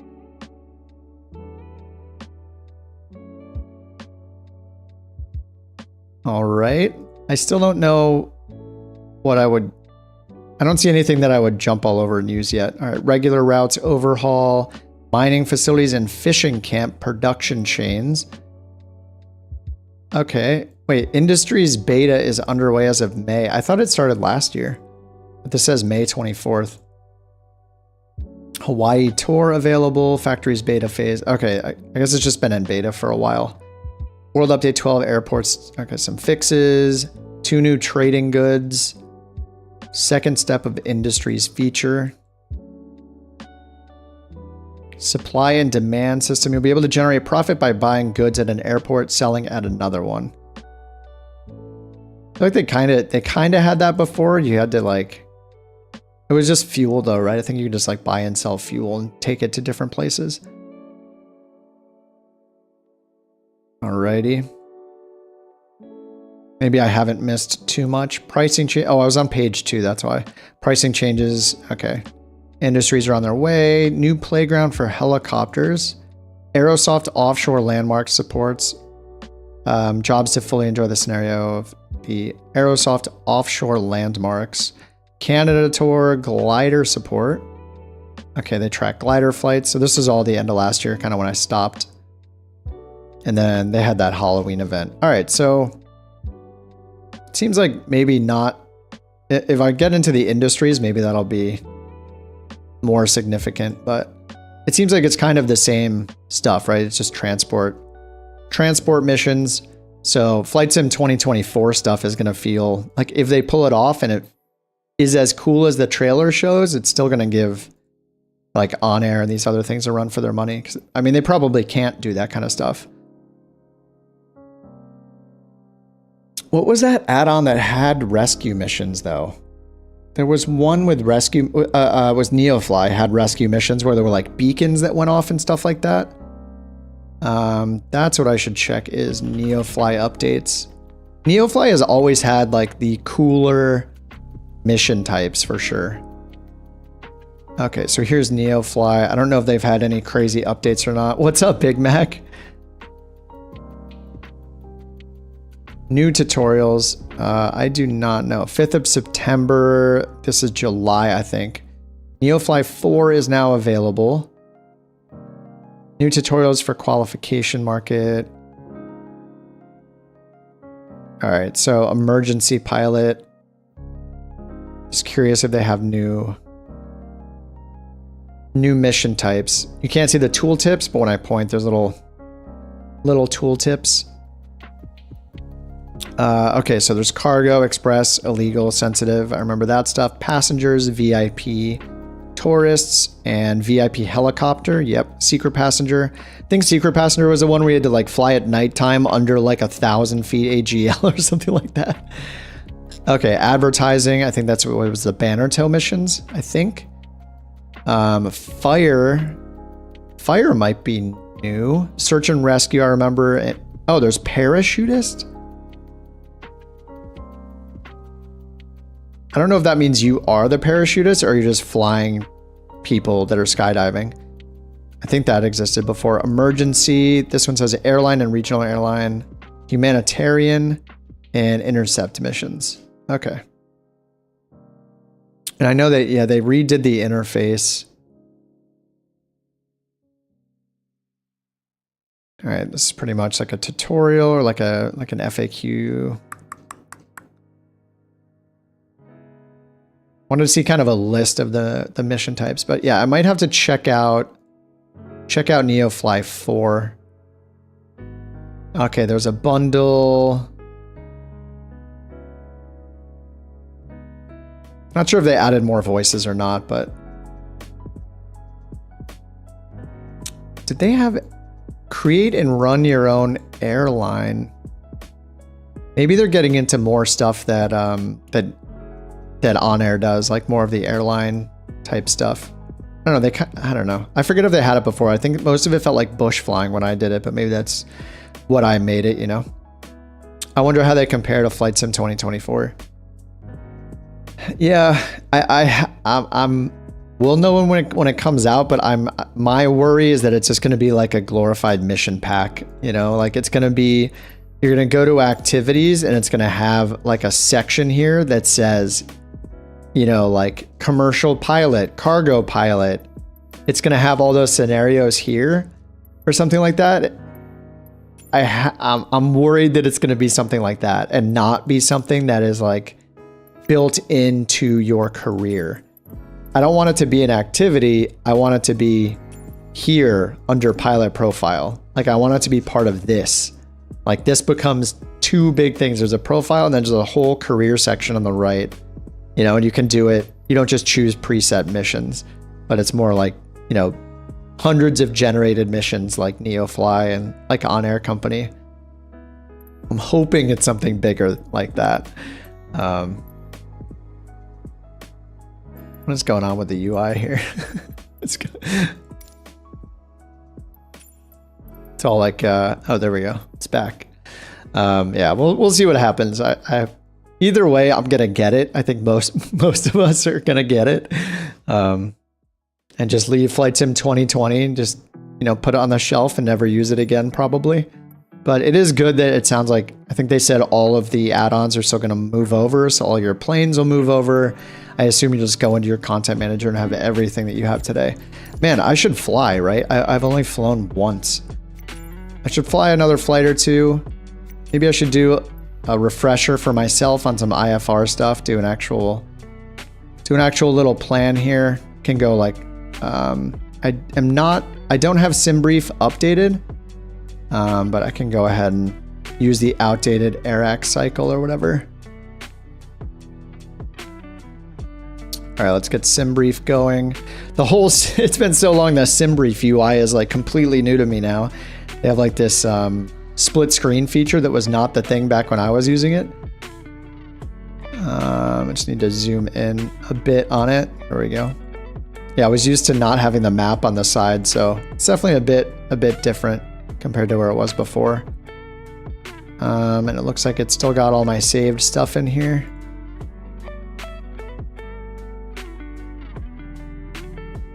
All right, we're just gonna go 208 again as usual. Where should I fly?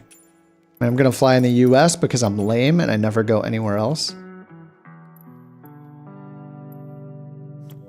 This is where without on-air company, I'm like, I have no idea where I'm going. Maybe I'll fly up into Seattle.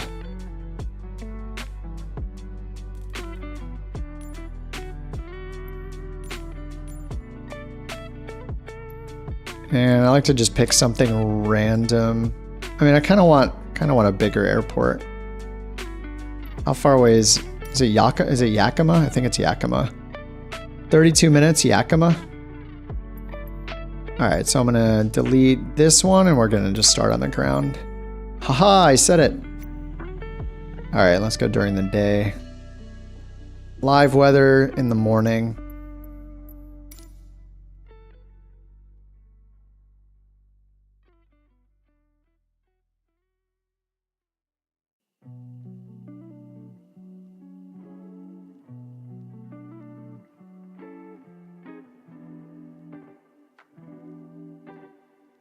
Feels kind of weird. You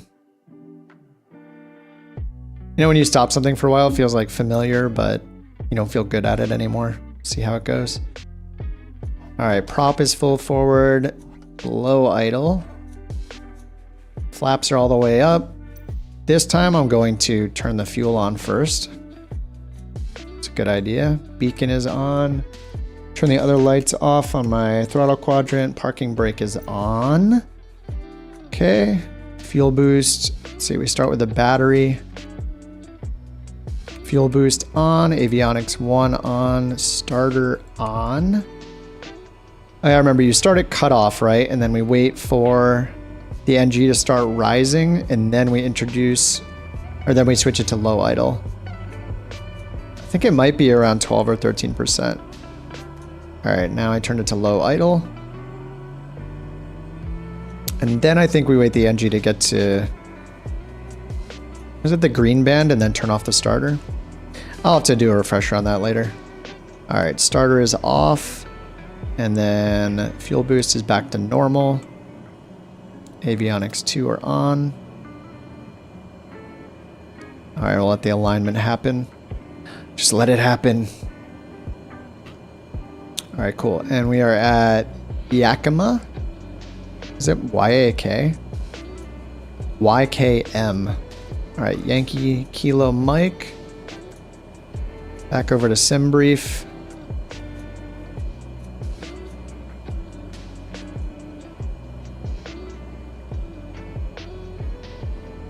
All right, Yankee Kilo Mike, and we're going to Seattle to SeaTac.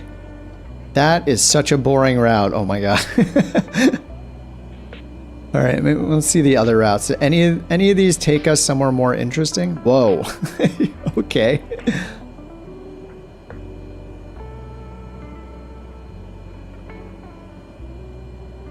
Wait, what? Vancouver? There's a Vancouver, Oregon? Wait, what?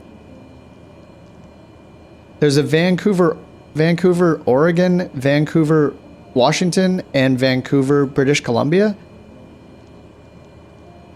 Very confused.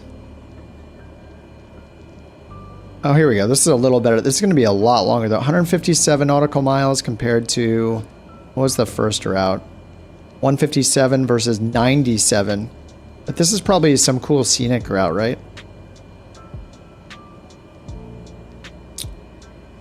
Oh, the Glazer 1. Yeah, it's putting me on an arrival for this one.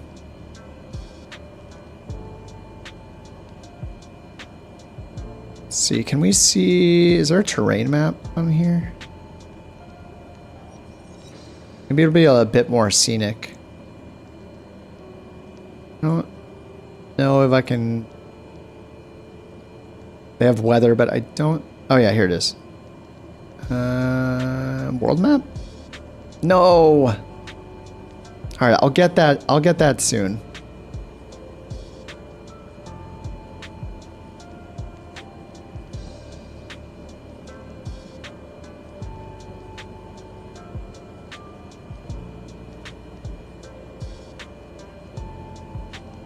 All right, I'll just do the straight route. It's going to be not the most fun, but yeah, this one's got us on an arrival too.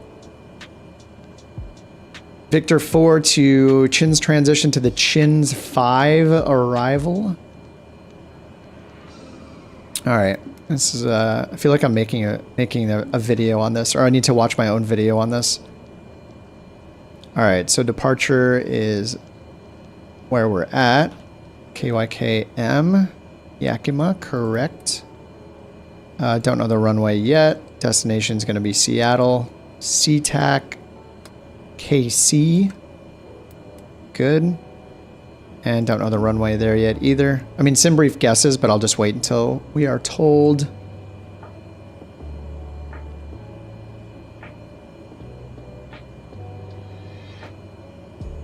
All right, cool. Now let's put this in. It is Yakima VOR, which I'm guessing is right. I mean, it's right next to us. So we're going to go out to the VOR and then turn around, I guess.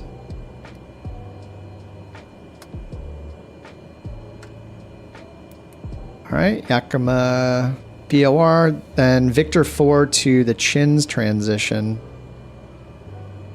for the Chin's 5. So I'm going to put in the Chin's 5 arrival first. Hopefully it's in the database. It is Chin's 5. Just use the runway that they're estimating here. 34 left is what SimBrief says. Via Chin's. There we go. Load it. All right, and then part of Schwartz, what's up? All right, then part of the, so it says at Yakima, so Yakima or I think it's Yakima VOR to the Victor 4 airway to Chin's. So I'm not sure if this is going to be on the Victor 4 or not. I guess that's kind of, if I check the, let me go back here.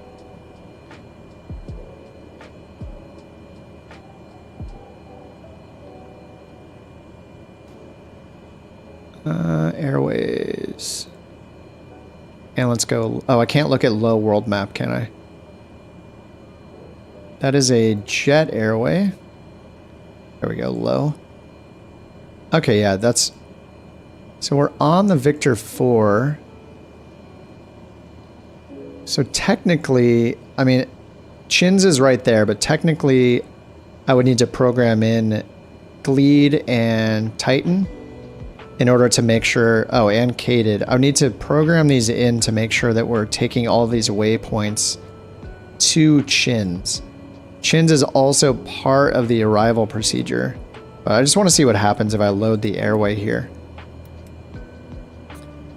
Load the Victor 4, and then exit at Chin's, even though Chin's is the transition waypoint at the start of our arrival.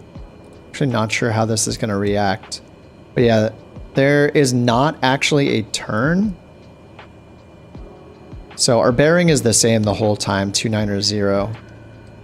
But technically we should have all these in our flight plan since it says to fly on the Victor 4 airway. Okay, yeah, that looks like it's right. So it looks like it took out Chin's automatically at the end because it is part of the arrival for the Chin's 5. So that's right here. And it's put us at 12,000 feet along the whole thing. So let me go ahead and bring up lovely Sky Vector. I do want to bring back the, probably after the stream, I'm going to grab a beer, make some food, and then buy Navigraph again. Because it just feels so wrong to not have it. It's too nice. And I love being able to just tab to it as its own program instead of fumbling through different tabs in my browser. Anyway, let's go ahead and switch to World Low and go to Yakima real quick. How you doing, Schwartz? Schwartz, I'm about to take off from Yakima. If you want to do a flyby, if you're near your sim and you want to fly around together, you can buzz me a few times in my slow 208. Hey, Ronner, if you plan a VFR flight, how do you know the right cruise altitude according to your flight plan? Well, the United States, I'm not sure where you're flying, but at least in the United States, there are basically some guidelines for your VFR altitudes. So Generally, you want to be like 1,000 feet above any obstacles that are going to be in wherever you're flying. I mean, to be as safe as possible, you should fly like, using navigation aids, like a VOR and stuff like that. You could just fly by eye, right? Like find landmarks and stuff like that.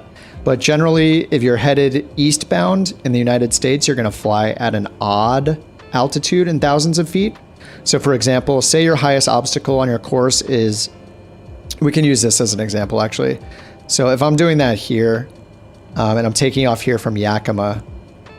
So here's Yakima, and if I look on my route, the first numbers I can look at are these big blue numbers.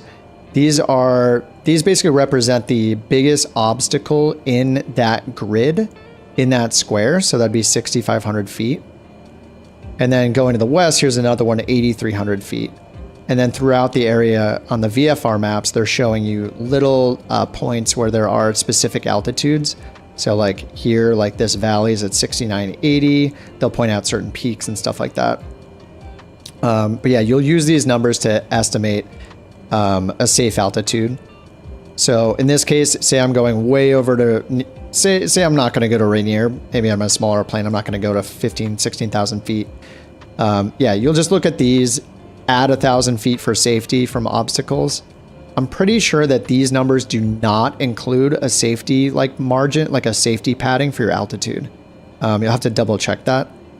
But yeah, eastbound, you want to be in odd thousands of feet. Westbound, you want to be in even numbers in thousands of feet. And a VFR altitude, you tack on 500 feet on top of it. So a potential westbound VFR altitude going like from Yakima, say over here to this Ranger Creek airstrip over here, would probably be something like, we have 8,300 feet here, at 1,000, and then we want to be at a 500 increment. So I would take 83 and make it 93. And then because I'm going westbound, I want an even number. So 93 would not be even. So I need to go up to 10,300. And then I want the end to be 500. So I would go 10,500 for a westbound VFR safe altitude over this area. So if I was going eastbound on the other side, here's 4,500, 3,800, 2,600. You could, yeah, so I would just say, it's eastbound, so it's odd. So I'd go up to 50. I would just do 5,500 would be my lowest. But of course, like if you're trying to be more realistic, like altitude equals time. So the higher you're comfortable going, the better, because if something goes wrong, the higher you are, the more time you have if you end up gliding or something like that. So, but the absolute minimum, yeah, you would do something like that. You could also look at the world low maps and fly along Victor Airways. The Victor Airways all have numbers on them that show your minimum safe altitude for each segment that you're going through. So we're going to be on the Victor 4. This is Yakima right in here. We're going to be going westbound on the Victor 4, which is right here. You can see it shows us 10,000 feet. That's our MSA, minimum safe. Or is it, it's our, oh man, what is it? I'm going to, because it's been a little bit, I'm going to forget the acronyms. It's our minimum on route, or MEA, right? Minimum on route altitude is 10,000 feet. And that's going to ensure that we have, that we can get VORs in range. So if I'm doing IFR, I would do 10,000. Or if I'm doing VFR, I would do 10,500. But I think there's, as far as the sim is concerned, taking it really casually, you can definitely get by just by looking at these numbers to get a vague idea of, in that grid, in that space, how big the obstacle or how high the obstacles are, what their elevation is, and just tacking on a good 1,000 feet on top of that. And if you want, you can follow the east and westbound things, doing even numbers westbound and odd numbers eastbound. Since I live on the West Coast, I always think of like east is odd, like the East Coast people are weird, is how I think of it in my head. I've lived on the East Coast as well, so no offense, but I just think east is odd and then west is even because east is odd. So that's how I remember it. But yeah, I tend to not fly VFR very often. I'm always doing IFR because I just use autopilot like a crutch, and I want everything to be told to me, and I want ATC to know where I am and where I'm going at all times. So I treat it more like commercial flight stuff. How do you display the names of other planes? You just go into your... I'm wasting so much fuel on the ground here, aren't I? Just go into your... I think it's under General Options, under Traffic, right here. Turn on Show Traffic Nameplates. This guy right here. And if you're like me, like I like toggling those on and off, mattering how many there are. You can actually also go into your controls, and you can set a shortcut for that. So on my keyboard, you can, I think it's just called, yeah, nameplates. So there are these three. You can set a shortcut. So I have Control F12 to toggle the nameplates on and off. So while I'm flying, like if I want to see who's around me and then turn it off, I can just hit that shortcut. But you can set that on whatever device you happen to have. If you have space to set a shortcut for it, that's good too. All right, let's go back here. All right, so yeah, I was curious on the Victor 4. So I have that programmed in correctly. So that looks good. And because we're doing IFR, they'll assign us an altitude. Actually, I don't know if Yakima... Yeah, okay, we have clearance, we have ground here. So they're going to give us... they're going to assign us an altitude. It looks like 12,000 is part of the star. And then if I look at the route, we can see 10,000 is the minimum along the Victor 4 airway towards Seattle. Anyway, I'm going to be a little rusty, and I'll look up the star and see how it's going. But all right, Schwartz, you must go. Yeah, nice seeing you too, man. Yeah, that'd be cool if we join next time, get a little group flight action going. All right, so this is all set up. Got the flight plan in here. We are going Yakima on the Victor 4 airway to the Chins transition, Chins 5 arrival. It's kind of funny to be doing an arrival, not in a jet, but I'll be fine. And let's see if the Yakima ATIS works. Go to the info here. All right, we got ATIS on 125.25, 2525. So I'll go put that in COM 2. It's like it's like riding a bike. You just fall off a few times, but you still kind of remember. All right, COM 2 on. Yakima Airport Information, Quebec 1500 Zulu. Wind calm. Visibility 10. Sky condition clear. Temperature 25. Dew point 10. Altimeter 30.04. ILS runway 3004. in use. Landing and departing runway 9er. VFR aircraft say direction of flight. All aircraft read back hold short instructions. Advise controller on initial contact. You have Quebec. All right, we have Quebec. Runway 9 is being used for arrivals and departures. So I can go ahead and put that in the flight plan. Go all the way up to the origin and then twist the middle knob. That brings up runway settings. 09er. Enter, enter. All right, and we took the sim brief one for runway 34 left for our arrival at Seattle. All right, and then we can see. I turn on the panning. Over here is runway 9, kind of behind us. Good fishing in Quebec. I don't think I've fished since I was a kid. I'm like skittish. I don't want to like hurt anything, but of course I'll order a hamburger every now and then. I'll eat meat, but I don't want to hurt anything myself. I'd probably enjoy it. It sounds super relaxing. Every time I see like a video of fishing, it seems very, and it's not some viral video or something. It's just like somebody chilling, fishing. I don't know when I've seen that last. I feel like I have, but it just seems so relaxing just being outside. But I just stay inside. All right, anyway, all right, so we're gonna taxi over here, looks like. We have no taxiway numbers in here, so I can look them up. Bring up the diagram again. Yeah, I'm gonna need to get Navigraph again. It's just too good, man. It's too good.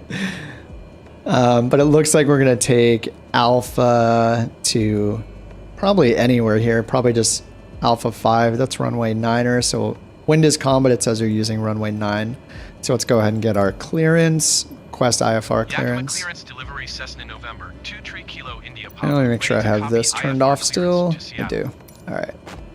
And it's just so clear too. 23 Kilo India Papa is cleared to Seattle Airport as filed. Take off runway 9er climb and maintain 8,000 feet. All right, 8,000 feet. Frequency is 123.8 squawk 2107. All right, 8,000 feet, 123.8. It's going to remember that for us. Otherwise, we would write that down if we want to be hardcore about it.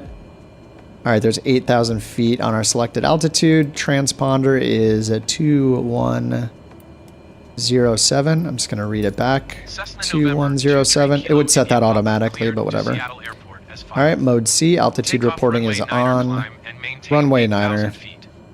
Departure on 123.8 squawk 2107. All right, 2107. Cessna Kilo India Papa readback is correct. All right, ground when ready to taxi. Contact ground on 121.9er when ready to taxi. Dude, I gotta try. I want that beyond ATC now. I'm gonna watch more videos about it tonight and get to know it a little bit better. But if one of you guys was just saying that it's gonna be released soon, but I will throw my money at that and try it, and I will see if it's better than the other ones we've tried in the past.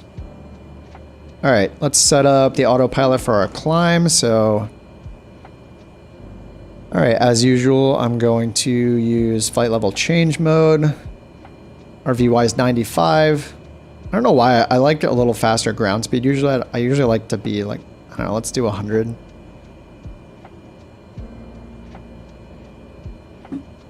You know, there is a minimum climb required, but this thing climbs like crazy, so I'm sure it'll be fine. It's pretty flat.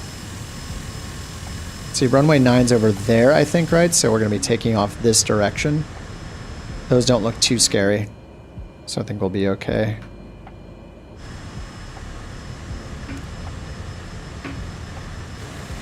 All right. I think I realized every time I push a button, is that... Okay, no, I'm good. I thought it was like making a weird noise on my microphone. Is this one of you guys, Kohlberg? All right, we're good there. So that's set up. Flight level change at 100 up to 8,000 feet. It's 09, so I'm going to put it in heading mode in advance and change the heading to about 09. Actually, we can go back and look at the exact runway heading here. Right here it is 095. It says it right... It's already switched away. It says it right here. 095.0 degrees. So we can preset that, so we'll be runway heading exactly 095. Oh, I know what it is. I keep... That sound, sorry. I keep bumping my microphone. I used to have my microphone on the right. Now I have it on the left. So the little arm is right over my hand. So sorry for that annoying noise. All right, 095, that's good. Heading mode is set. Flight level change is set. 8,000 feet is set. That's our climb. Good. And they said to contact ground. We're ready to taxi. Yakima ground, Cessna November 23 Kilo Quest India taxi. Papa. Taxi Back light ready to on. taxi IFR. We're still in low idle. Cessna November 23 Kilo India Papa. And we'll set our flaps for takeoff. Runway 9er, via taxiway Charlie, cross runway 27 Charlie. Taxi and hold short runway 9er, taxiway Charlie, cross runway 27. Taxi to and hold short runway 9er via taxiway Charlie, cross runway 27 Charlie Cessna Kilo India Papa. So as usual, it still has all the wrong. Wait, why would we cross runway? Wait, did it say runway 27? Okay, there's 27 right there. Charlie, cross runway 27. Wait, runway 9 is way up here at Alpha 5. So Charlie and crossing runway 27 makes sense, but that's not going to get us to the threshold of 9. We're just going to take Alpha. I'm sure it'll be okay with us. It'll be okay with them. All right, parking brake is off. We're just going to flip around. go all the way over to runway 29er. Oh, I gotta get the couch captain's thing turned back on. It's kind of sad though. I know that I just left the VA. You know, I just disappeared and the VA was just left on its lonesome. And the liveries are still pretty funny though.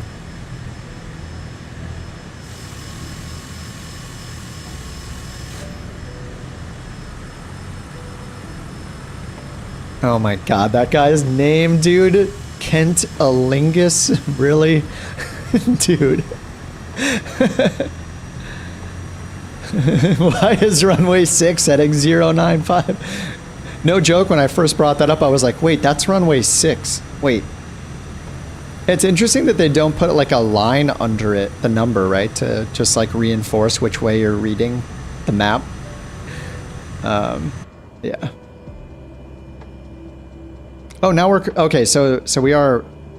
Am I just? Oh my god, I bumped it again. I'm sorry. We are crossing runway 27, so that is accurate, but it's just Alpha goes to runway 27, and she said to cross runway 27, right? Correct? Yeah. Taxiway Charlie. So if this just said taxiway Alpha instead, it would have been correct. Taxiway Alpha, cross runway 27. Remember turning on my landing lights and strobes while crossing the runway. Cross 27C, I guess that would be 27 at Alpha, or where Alpha intersects 2C. Contact tower 13325 when ready. All right, so we could, if we want to do this manually VATSIM style, we'd get this ready. Tower on 133. If I can read it, that's 133 right there. 13325. That's 85. God, I can barely read that. That looks like 25. 133250. All right, so we can swap over manually. Oh, is that you, Jeep? All right, let's do it. Yeah, they could write 06. Yeah. I also, that's a US thing, right? I think in other countries, like outside of the US, I'm pretty sure they do 0 and they don't just have a lone number. But then it would be runway 90. And we all prefer always to take off on runway 90. Then you have to do the math and see how many times 360 goes into 90. It'd be 2, would that be 20? To round, carry the 1. Yeah, I'm pretty sure in other countries they use like 06, and every time I see a single digit runway, I want to say 0 something. It just feels weird to say runway 4. I don't like it. I don't like it at all, no sir. Wait, are you in a helicopter? What is going on? Classic. Sorry, I know I'm taxing like a grandma. This is how I drive a car in real life. I used to be excited about like going, 80 miles an hour on the freeway when I was a wee lad, but now I literally drive 68, 69, nice 70 miles an hour on cruise control. Not that you can go much faster than that in Los Angeles, but I just take it easy. It's just not worth it, man. It used to be fun, but wait, is this runway 4? Wait, am I at runway 4? Uh-oh. I mean, it kind of looks like a 9, right? I mean, it's close enough. Wait, what just happened? Wasn't I parked here? I turned around and went this way. This should be runway 9. Oh no, I took this way. I took Bravo to 4. So I was wrong. Everything I said was a lie. There was no reason to cross 27. Crap. Well, the wind is calm. All right, let's turn around. I'll just do a little, just go a little faster.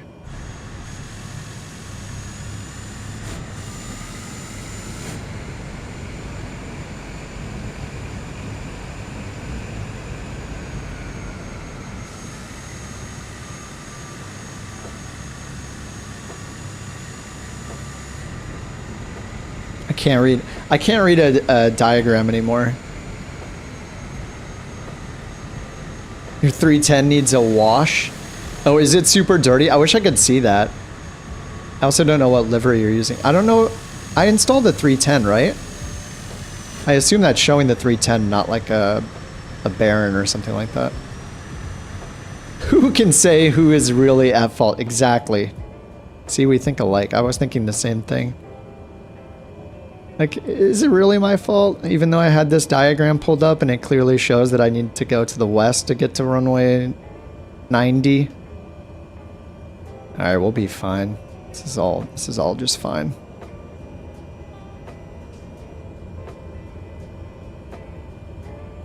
I also need to find some better copyright-free music.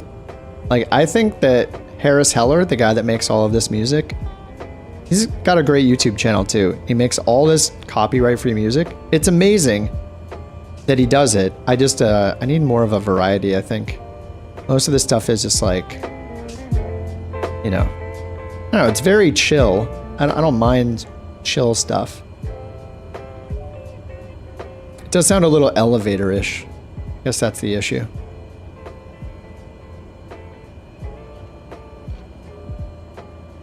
Just have to try it. We'll try a new playlist. Let's try his latest album called Secluded. Here on Hot 95 FM.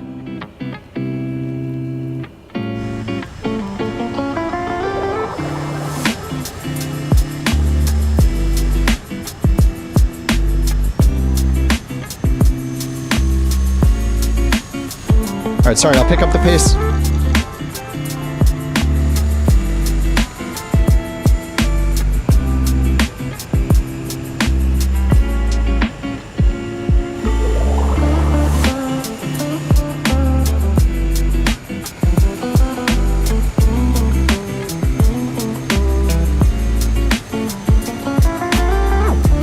This is fine.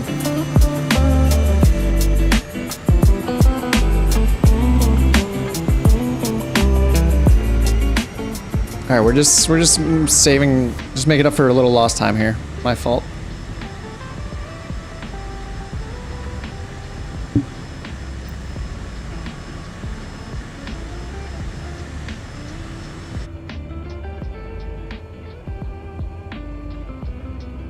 Yeah, this runway is forever away. You'll never get hired by Southwest if you taxi that slow. Wait, is Southwest known for taxiing really fast? If so, that's, I just didn't know. I just don't know a lot of things. Hey, wait, where'd you go? Jeep, where are you? Uh-oh. We're having a multiplayer bug? I didn't taxi fast enough, so he left. He got bored. All right. Fair enough.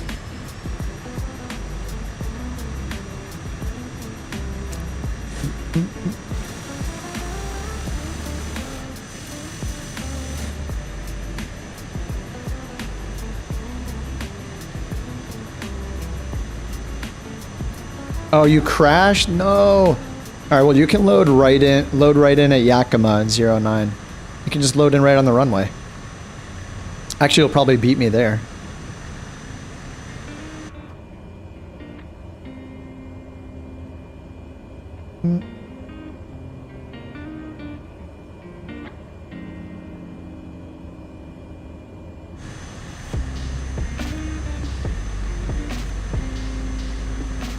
Do we need to go all the way to the threshold?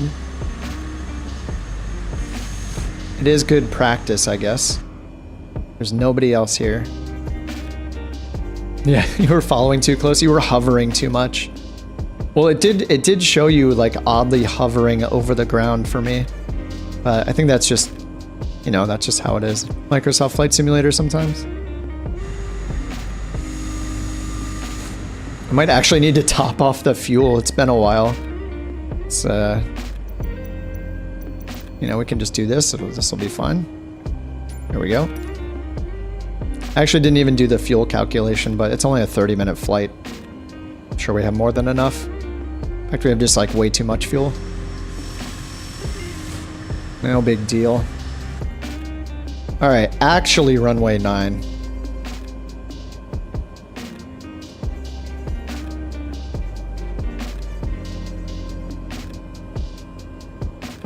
All right, Alpha 5 runway 09er. Oh, you were in VR. Nice. All right, let's contact tower. We have our autopilot and everything set up. Request takeoff clearance, IFR. We're climbing to 8,000 feet. All right, Mike. Great to see you. I hope we're head out early day tomorrow. Hope we see you on stream again. Yeah, I don't think this will be the last first stream. Streaming is fun. Making videos is hard work.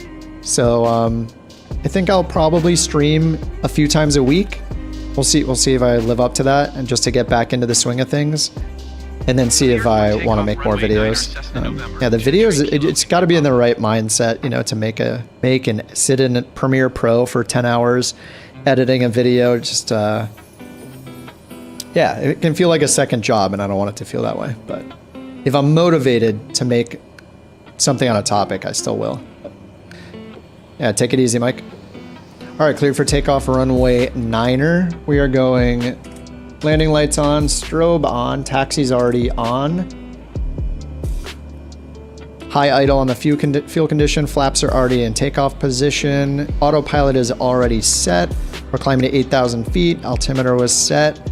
Set on flight level change in heading mode. Heading mode is set to runway heading, 0905. We looked that up. All right, parking brakes off, lights are on. Beautiful lights, beautiful stock Microsoft livery. Steve, what's up? Good to see you, man. We got that stock livery going. No clouds in the sky, which means it's boring, but blame live weather. Maybe I'll change it while we're flying.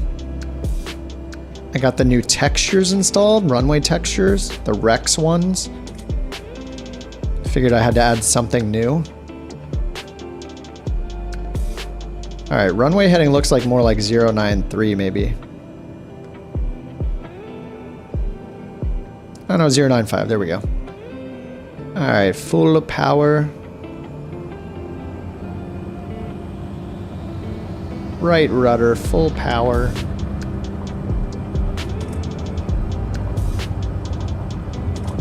$70 knots, rotation. We're up.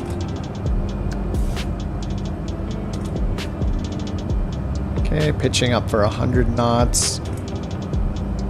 Pulling back on the torque.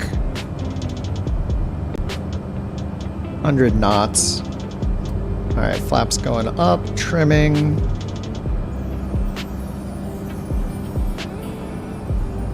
Okay, 400 feet AGL. Cessna Kilo India Papa contact Spokane departure on 123.8. 700 AGL. Good day. All right, going over to tower, 900 AGL, 1000 AGL. All right, autopilot is on. Flaps are already up. We're gonna switch over to the tower. I had it set up already. Wait. Cessna Kilo India Papa, did you hear my last transmission? Whoops, I switched. Acknowledge handoff. Wait, how is that working? Cessna Kilo India Papa.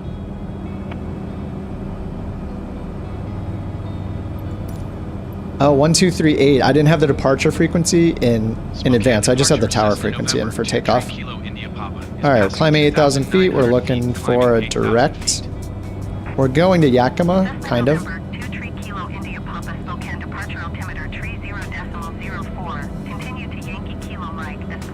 All right, continue as planned. We're gonna go to nav mode. And we need to turn towards our... This is actually a little bit weird because we have the turn anticipation in for it to like cut the corner for the VOR, so we're basically just going to turn all the way around, I guess is the right thing to do. Pretty much going to overfly the VOR more than we would have with that turn anticipation that's shown there, calculated for the with the autopilot. All right, turning to intercept the course. Spokane departure Cessna November 23 Kilo India Papa requesting vector to next waypoint. Huh? Oh, that's why I had them. Oh no. All right, I'm gonna pause it for a split second. I will just acknowledge that. So that must be the reason why, and I guess this bug hasn't been fixed. If I hit control and a number, that's for the camera presets to like zoom into the PFD, the MFD, all that stuff. Apparently I had, you know, 1 through 9 were ways to respond to ATC. So apparently there's still a bug where if I hit control 1, it triggers the ATC response. So that's why it just asked for vectors, is because that happened to be ATC response number 1. So that is why I cleared all these out, I guess. That's fine. We'll just clear them all out. I'll also clear out the one here that I set on my trigger finger as like a push to talk. So I'll cancel that one. And then I'll just set the smart camera. Oh, I already have that on button 3. All right, so I just have nothing on my trigger finger then. That's fine. GLEED turning and following heading 290. Proceed. All right, so I guess that's why I turned those off. I'm remembering. All right, check our torque. We are good. We're not redlining it. 5,200 feet, climbing 8,000, and we are flying to the wrong waypoint. Nice. I am off course. Let's fly this way. And let's go direct GLEED. GLEED. Menu. Activate leg. There we go. Alright, now we will be on the path it intended shortly. Alright, cool. Looking good. Elevator music, activate.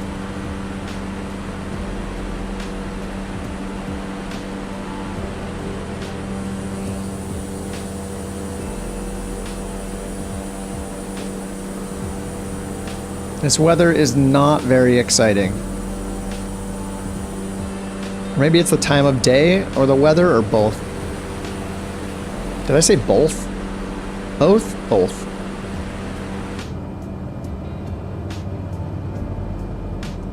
Alright, once we get a little bit closer, then our GPS mode, nav mode will activate. Close that flight plan. I'll bring up a little flight plan over here. Alright, there's GPS mode activated. It's gonna intercept that leg for us and stay right on. Make it spicy? Yeah. Yeah, it is kind of boring right now. I love using live weather, but I also just picked Seattle because I was thinking it'd be cool to fly in Seattle because the weather is usually interesting there. But I guess not this time of year. Ooh. That is so much cooler. Hey, you guys see all those Unreal Engine demos, right? On the YouTubes? It's always all about the lighting. It's always the most important topic. It makes everything look better. Always about the lighting. Alright, we are leveled off at 8,000 feet, it looks like, because I changed the weather. It, like, bumped us up over 8,000 feet temporarily.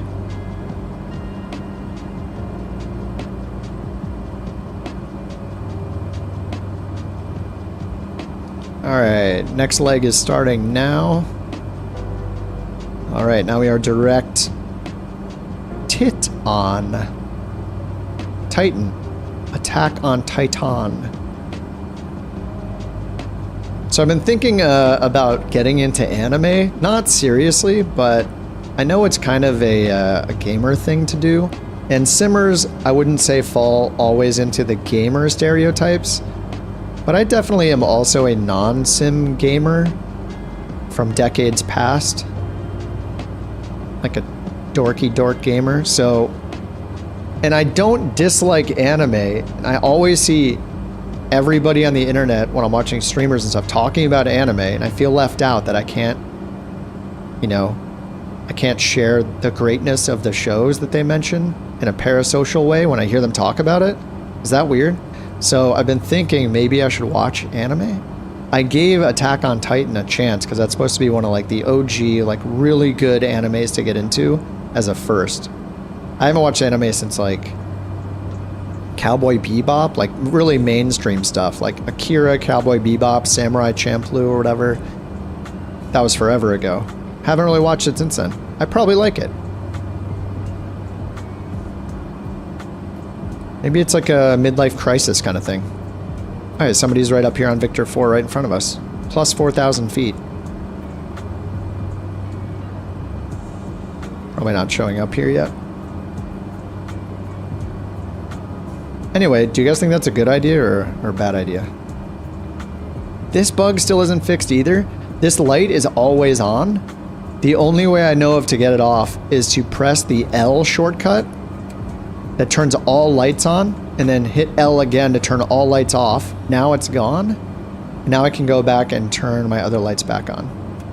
Oh, I didn't have my nav light on. Whoops. I don't have a shortcut for nav light on my switches on my Bravo. Anyway. What's up, Steve? Steve says, with the MSFS Xbox now a thing, it's easy to see them buzzing like flies. Wait, see what? Like flies? Just see people?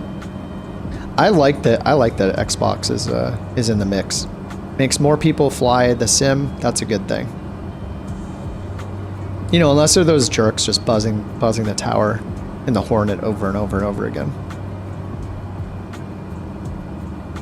Yeah, every time there's an extra light turned on, like that one, I just think that it's taking frames per second away from me, and I dislike it.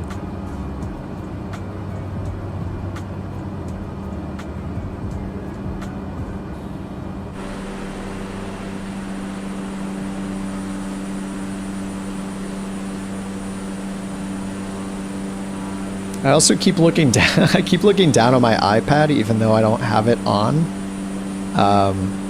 I just have it on my stream just in case I notice anything's broken. But normally I have Navigraph down there. I'm looking at the moving map the whole time, so I feel like. I mean, obviously I'm going to need Navigraph again. But I'm just not. I'm so used to looking at Navigraph that I'm not feel like a little lost having to go in and look at the G1000 every time. Navigraph is a total crutch, and I love it, just like autopilot is. Speaking of autopilot, I don't have the yaw damper on. Whoops. Nice. I think I set a button for that at some point. Is it this button? I'm just gonna hit this button and hope it doesn't destroy my autopilot. Okay, no, it's not that button. Navigraph is good now with the weather map. Oh, right. Yeah, I meant to take a look at those. You know what I need to do is make it so this is not full screen. Let me change this real quick. Can I do that? There we go. Center. All right, there we go. That's better. I meant to take a look. Let's put that kind of in the corner. Yeah, I meant to go take a look at the newest Navigraph updates.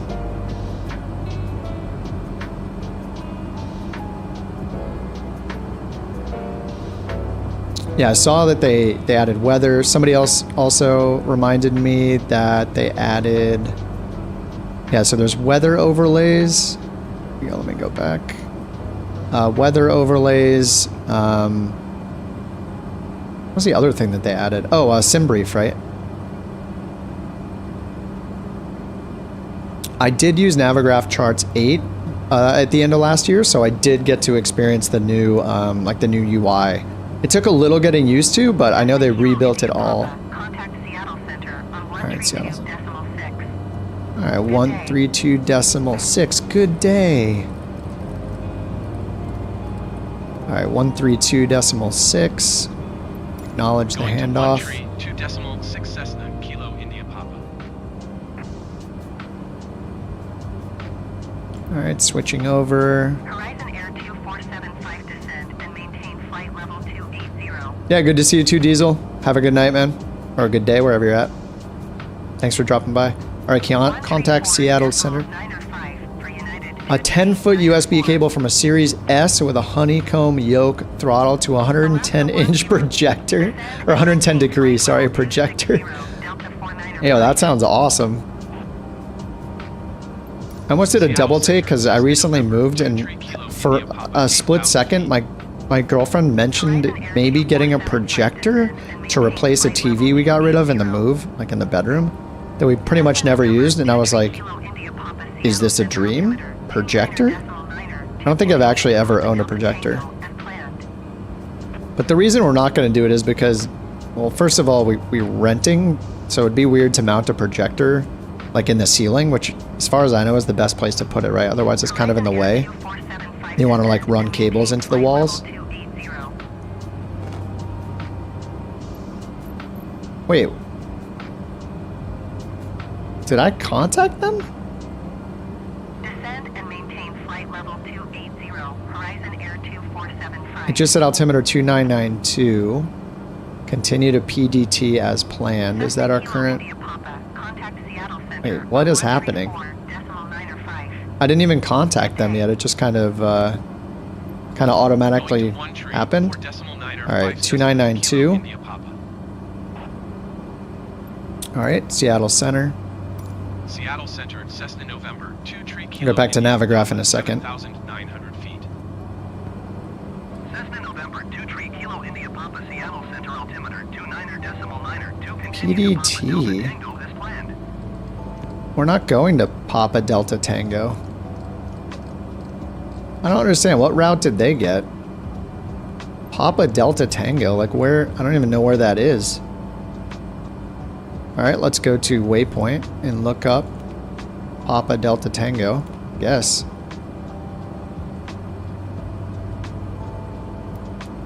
PDT does not exist. What? Okay then. Well, we're definitely not going there because it's impossible. We're just going to continue on this to Ratty, which is the next waypoint on the Victor 4. Actually, I don't know if it's on the Victor 4 anymore. I think it is because the Victor 4 is just this long, straight line. No turns in it, at least as long as we're on it. Alright, anyway, let's go back and look at Navigraph. Right, so, yeah, they added SimBrief, right? Flight planning, of course, we know that. Weather overlays. Delta 49er descend and maintain flight level 180.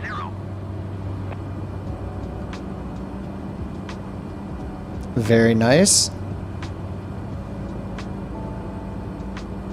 Well, there's a ton of stuff. Oh, those are all the overlays? Or like METARs and stuff. Okay, it's just in like an overlays menu.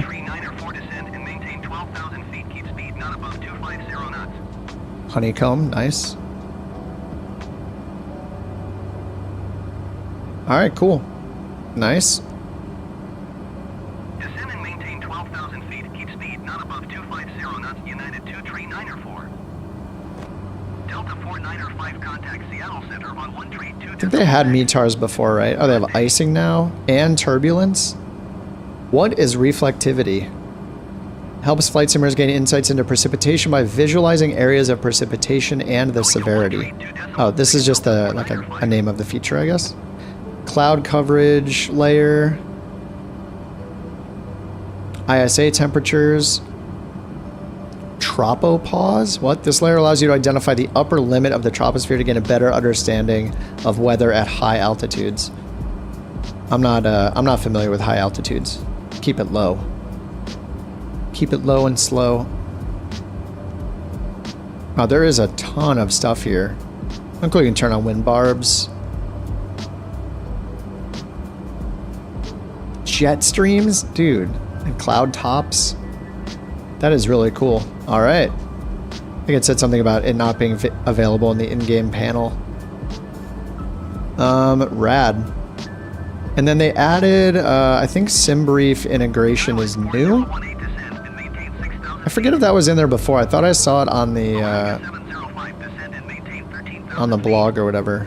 Let's see, is there? There's the blog. Okay, none of those are for us.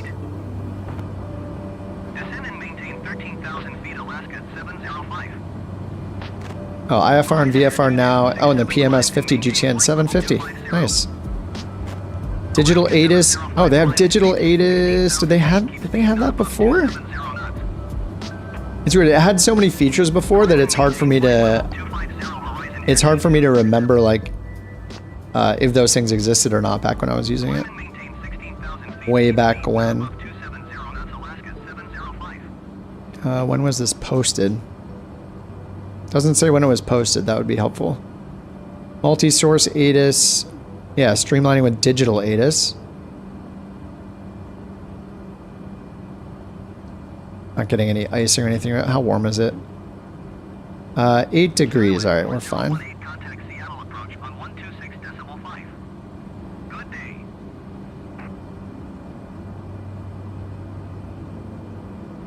Okay, so digital ADIS. Yeah, charts and sim brief. Oh, this was just posted August 10th. It's sim brief integration. Oh, for certain planes. And maintain 5,000. Weather layers in charts 8. Okay, so the weather layers came out in June.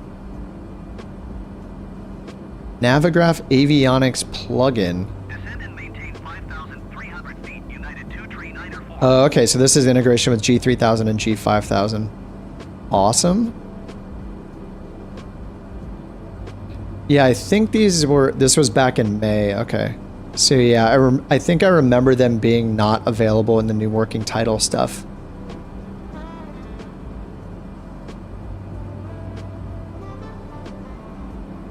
Why it's going to work with Xbox? I know, so WASM is on Xbox now, right? I saw that update. Future integrations for PC and Xbox. So you can you use Navigraph on Xbox on certain planes now? And we were pretty close to these mountains, right?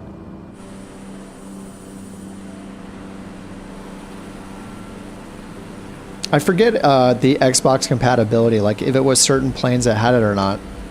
I'm not sure they've been able to, because everybody was waiting on WASM, right? Like WebAssembly capabilities. I just want everybody to have everything. That would be really cool if you could do that and use Navigraph with Xbox.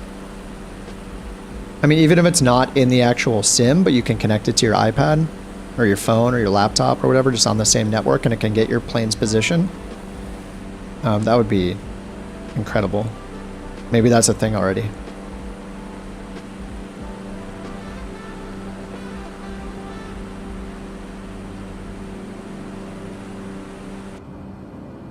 All right, where are we at? We're coming up on Hump. Ratty, Hump, Auburn, then a manual sequence. So this is just gonna, I guess the manual sequence is probably just in there like waiting for us to get an approach assigned to us. What's up, JJ? Excited to see you back online. Haven't played myself since the last time you streamed due to your schedule. Oh, nice. Well, we are, it sounds like we have the same schedule. Mine wasn't a schedule. It was just some life changes. Everything is good now, though. But that's cool. I'm not the only one that hasn't simmed since like November. More vids. I don't have anything planned just yet. I know some people have asked for like more of the on-air stuff. I have to like resume my company, which is like old and rusted and broke at this point, to get back into it.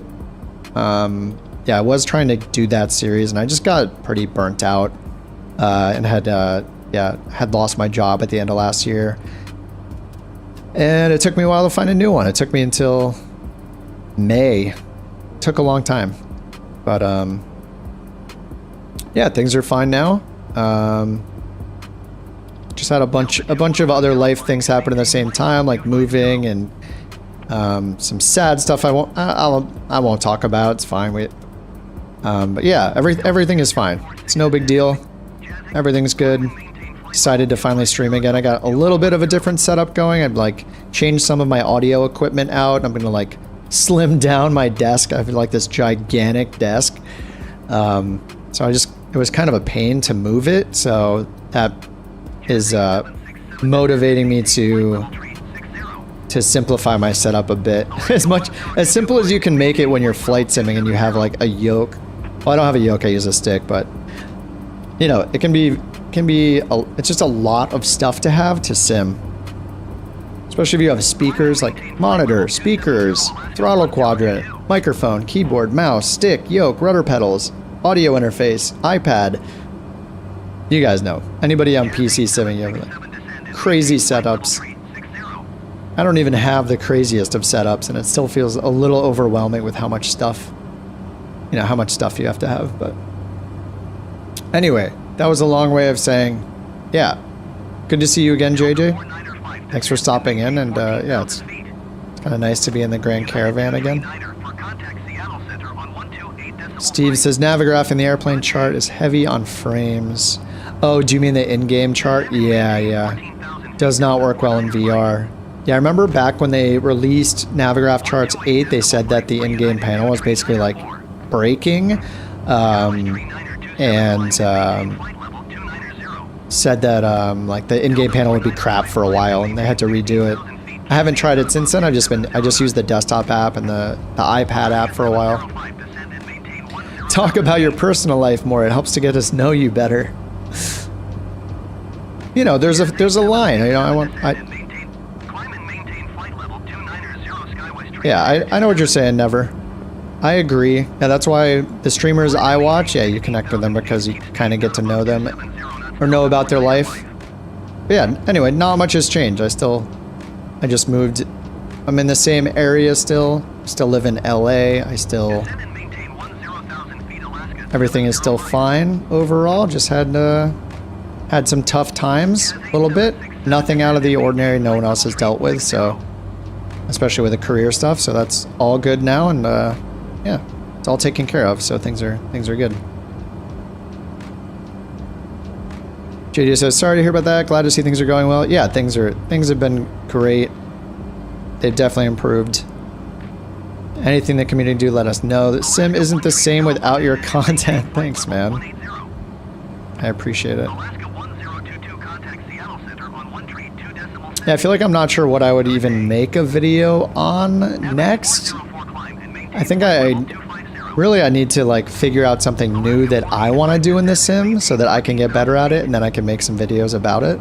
Because I feel like I'm just like, you know, it's like beating a dead horse, just making all this IFR like I'm doing right now, right? Just kind of more of the same, but obviously simming, you do, and even just flying in general, like if you're a real pilot, you do the same thing, you know? It's like I'm specializing in like slow plane IFR stuff.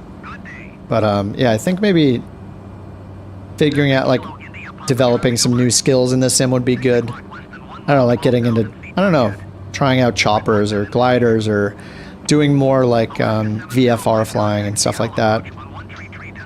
More bush style flights might be fun, or then going the other direction and getting more into airliners.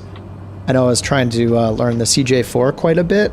I got decent at the CJ4. I was doing the CRJ for a bit as well.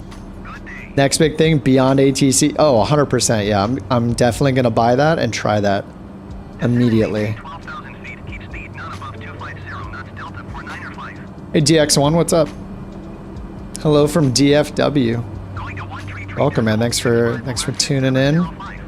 Just doing a simple little Grand Caravan IFR flight here up to Seattle. I got fake weather on right now because the real weather is just clear. Very boring. But they're switching us over to Seattle approach now. Alright, then we'll get our approach. We're almost at hump. Alright, let's see what approach they might give us here. It anticipated, was it 3-4 right? Seattle approach, Cessna I'm gonna check the sim brief really quickly. I think it was 3-4 left. Yeah, 3-4 left. Alright, continue to hump as planned. So 3-4 has an ILS, if that's still the expected runway. And then we got a 3-4 left LPV, and then a 3-4 left RNAV approach, which is probably something like an LNAV or something lower precision. So we will see what that is when they come back. We're not that far from Seattle. All right, 3 miles until hump, 16 miles until Auburn. That is right next to, that's right next to the airport. Yeah, there's runway 34 there. So we have a manual segment, or manual sequence right there. So that's the end of the star, and I'm sure it's just set up for sequencing into whatever approach they assign us by then.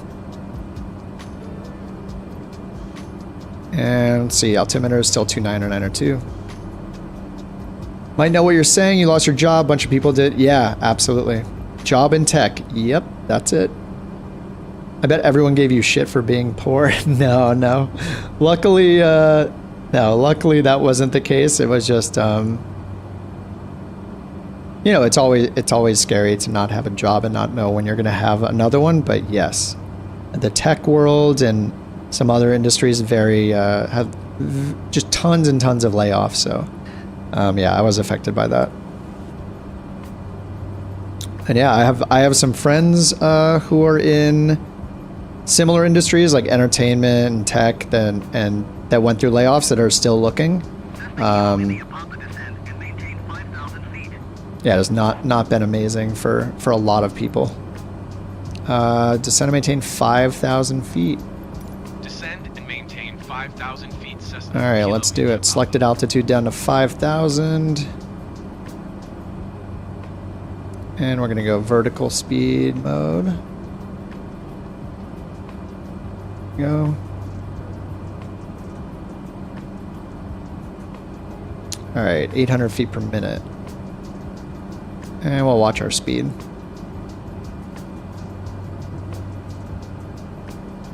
JJ says, updated tutorial series when the new title launches. Yeah, I agree. I think, so I like made thumbnails for like a 10-part beginner series that just goes through everything, like from start to finish. I made all the thumbnails for it and started on some outlines. I don't usually outline videos, but something like that has to be like very, like a nice package. But just, please expedite descent. All right. Guess I can't acknowledge. I can't tell them I will expedite it. Oh wait. All right, we'll go 1,000 feet per minute. And let's check our, oh yeah, Auburn is very close, that's why. 12 miles. All right, they're probably going to want us to go down even faster than that. And if we put in 5,000 feet here, let's see what it gives us on the VNAV. Top of descent in 30 seconds, 700 feet per minute. All right, so if we want to get down to Auburn, precisely 685 feet per minute as of now. We're going a little fast. I mean, I think normally we don't exceed 1,000 feet per minute. Seems like not a nice idea. Ground speed is going to be really fast. What's our ground speed right now? 180 knots. All right, got some clouds, 4 degrees Celsius. What is the threshold for turning icing on in the Grand Caravan? Is it 5? It's not 0, it's above 0. I know that. I think it, I mean, I'll turn the pitot heat on for now. We'll just see if there's any. I don't think there'll be any icing, but I'm pretty sure it's like, I think it's like 5 degrees Celsius maybe? Maybe a little more than that to check the POH.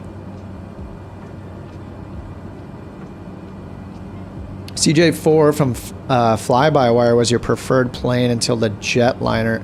Steve, did you ever try the working title CJ4? Or is that too new? I didn't know Fly-by-Wire had a CJ4. I have to catch up on like 8 months of flight sim. So I'm not sure what came out after that. I don't know that I heard of the CJ4 from Fly-by-Wire before, so that must be newer. I've just always flown, when I did the CJ4, I just always flew the working title version. Colin's computer, more complex. Yeah, than eye candy. Yeah, I liked using them. I was flying the CJ4 for a little bit. Working title. Oh, the working title one. Okay. Oh, I didn't know. I didn't know if Fly-by-Wire made one. It's possible. Yeah, the working title one. Like, dude, those guys, everything they touch is just turns to gold. Yeah, I was flying that for a bit, and their manuals are also amazing. Yeah. I know they've been, you know, since I stopped simming, basically, took the longest break ever. I know that the working title team was working on was it the 747 and the 787? So I know, and they also have manuals for those that I just briefly looked at yesterday, so I should try my hand at those as well, just because everything they work on is so good that, and it's been so long that a lot of the bugs that I would have run into being like an early user, early adopter, are gone now, I'm sure. Or a lot of them have been fixed just because it's been so much time. So yeah, it would be cool to get into them now.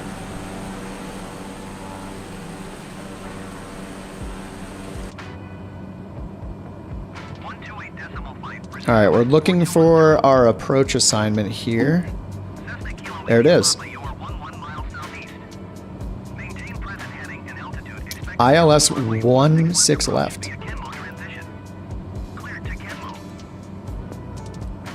And cleared to Kenmo. All right, acknowledge. And we're going to activate that because we are cleared to Kenmo.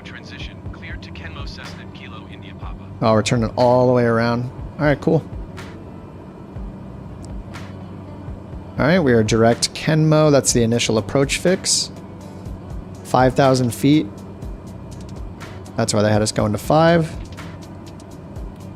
All right, then we go step down to 32. We have a 4,000 that's crossed out.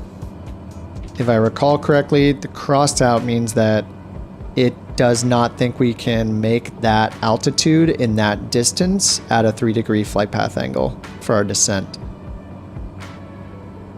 So it's saying we would have to chop and drop pretty hard to get down to 4,000 feet and 3 miles. All right, then we're down to 32 and then down to 19. 19 at the final approach fix. All right, let me go bring that up. Is it 16 left? Is that what it is? Oops, I'm on Yakima still. Let's go to Seattle, Tacoma. And I have fake weather on, so I actually don't know if that affects ATC or not and what runway they assign if you're using fake weather. I hope it does. ILS 16 left. There we go. All right. And there's Kenmo, initial approach fix. So we're coming from the south, so that's going to be like a 180-degree turn, basically. Turn all the way around to be south on a course going south to hit 16 left. 1900 is our final altitude there to capture the glide slope down. Minimums are 200 AGL, so 632. I'll go ahead and set our minimums if I can remember. References, minimums. There we go. Arrow 632, I think I said.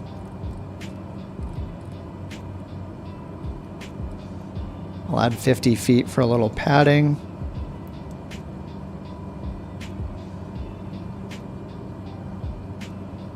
All right, we are at 5,000. I'm going pretty slow, actually. I pulled out the throttle on our descent, and I didn't put it back in, so we are going pretty slow.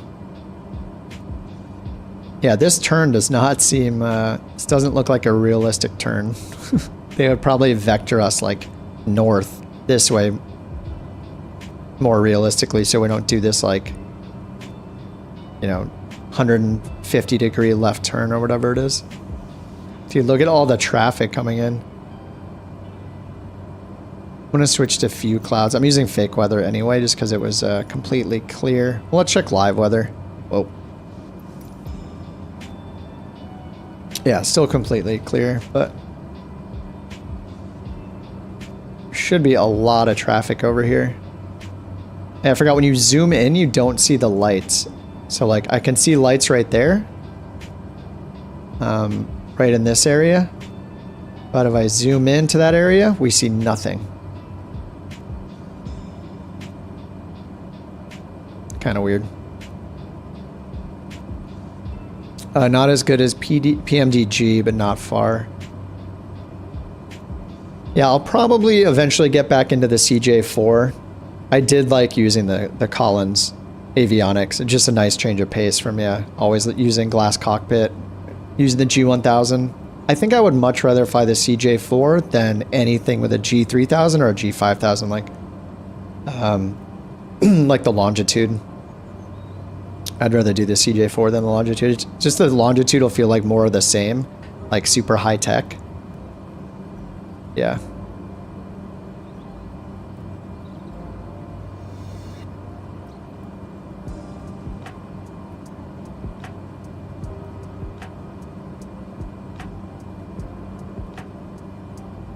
So that's not SeaTac, is it? That is a smaller... Oh, there's SeaTac back. That is SeaTac.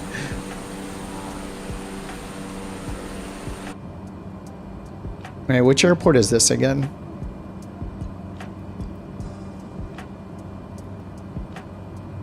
Oh, BFI, that's right.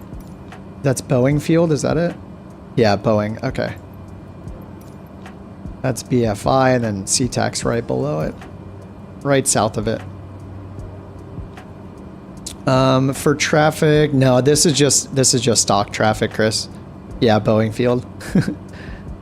Yeah, I'm just using stock traffic. No FSLTL installed right now. The only thing I installed really was like I installed the... We got a big plane right there. Alaska. The only things I installed really are I installed the trees, like the Rex AccuSeason. I installed the Rex airport textures, the taxiway signs. What else did I install? The little multiplayer names. I'm just looking through my list. Yeah, I think that's it. And then Aerosoft Simple Traffic, which it's just a liveries pack. That's all I've installed so far.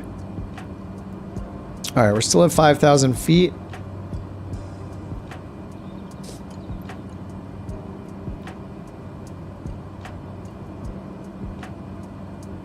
Oh, I haven't been stepping it down at all.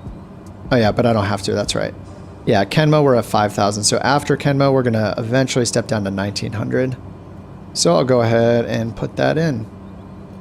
All right, altitude selection down to 1,900. And then we'll just turn on VNAV. All right, 1,900. VNAV is on. Hey, that was perfect timing. It's starting the descent right now. Totally planned it.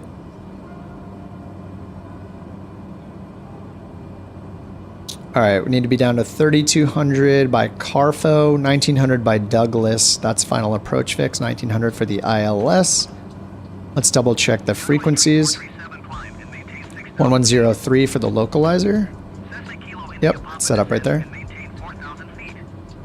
All right, descend and maintain 4,000. Descend and maintain. We already started. Cessna Kilo India Papa.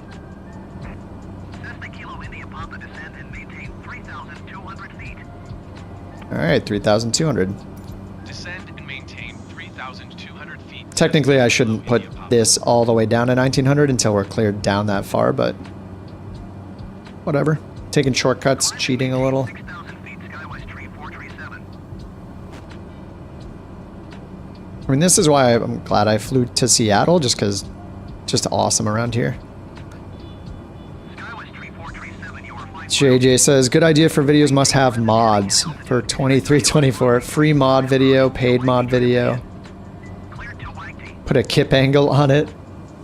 I think, yeah, I think it, like when I first started doing it, I was trying to like make little news videos and stuff. I know that there's a lot of YouTubers that do that. In altitude, expect ILS runway 34 right approach via YT I think that the reason why, like, 437. I like talking about that stuff in a stream, but I feel like those, you know, those videos are short lasting. They're short lived, you know. You make one of those videos and then, yeah, look at this. We overshot the path because of that crazy turn it had us make. That was not realistic at all. Yeah, I guess when I make a video nowadays, it's been a while, but I really like making ones that will be useful long term instead of just pumping out a video every day or 2 days. Cessna Kilo India Papa, you are 11 miles north of Seattle. But yeah, you know, doing that stuff on a stream is not useful either, right? Because if somebody misses the stream, they're like, oh, what was the news update? I'm not good at making short videos. I think that's the thing. I'm not good at making like a 5-minute video, but I also haven't tried it. Yeah, maybe there's something there. Maybe I should try those out. All right, over to the tower. The ILS frequency is already in. All right, it just auto switched us over to localizer. All right, we're on the glide slope. Oh, I did not activate approach mode, right? Cleared ILS runway 16 left approach. Alright, now we're on the glide slope. Look, I'm forgetting everything. Alright, we'll start slowing down. Alright, let's put in the missed approach altitude.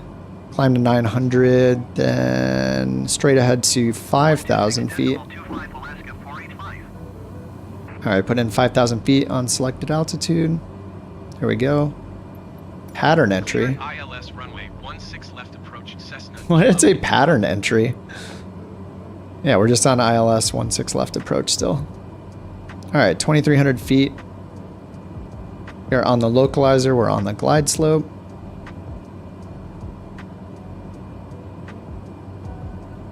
Yeah, it makes sense. That's why the tutorial series refresh makes sense. Yeah, I think, yeah. Not just blowing smoke, yours are some of the easiest to follow. I appreciate that, dude. Yeah, I think it's a big undertaking to want to make like a series instead of like one-off videos, but I think that's probably the next big like accomplishment I would have on the channel would be like, yeah, making a full-on beginner series. Like A to Z, how to get started, how to take off, just like, you know, the very basics. Because I mean, there's stuff that even people like, you know, you don't know what you don't know, and just knowing like even just how to set the altimeter, you know, is something that is totally overlooked. Like there's no guidance really. Like that stuff isn't even covered in the tutorials that are in the sim. So yeah, once you're off your, or like even just where do I go? How do I get from point A to point B? Like there's just so much of that stuff that you don't get your hand held on any of that in a sim.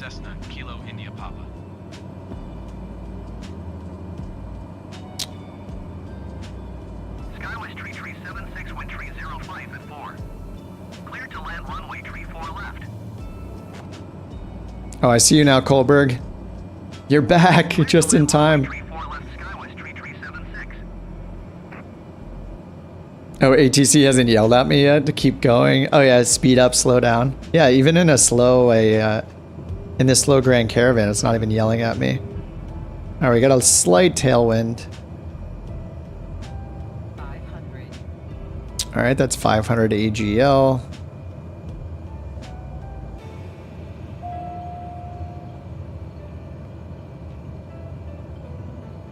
All right, that's 3 reds, adding some power. All right, full flaps. We're at 90 knots. That's a little windy. It's just a little gusty from the right. A little high, 3 whites, pulling power out.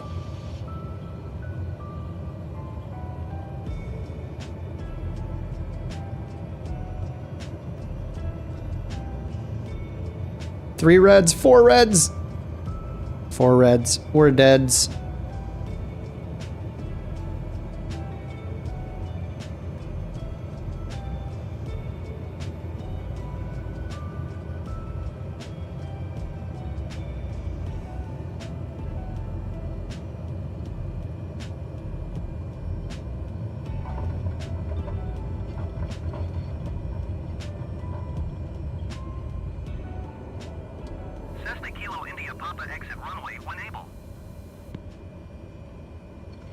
All right, very nice.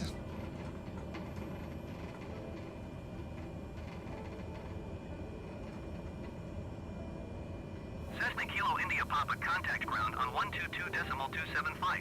Yeah, we're in between 2 runways, I think. Oh, we have the thing. There's a fix for this with the taxiway diagrams that I have to turn on. I have to Google that tonight. Wait, where's Kohlberg? Oh, there he is. Whoa. That's an... Kohlberg's coming in, I think. Please acknowledge. 122.275 Cessna. Sorry, Kohlberg, there's so much traffic. I see you at 700 feet. Oh, those textures are kind of messed up, huh?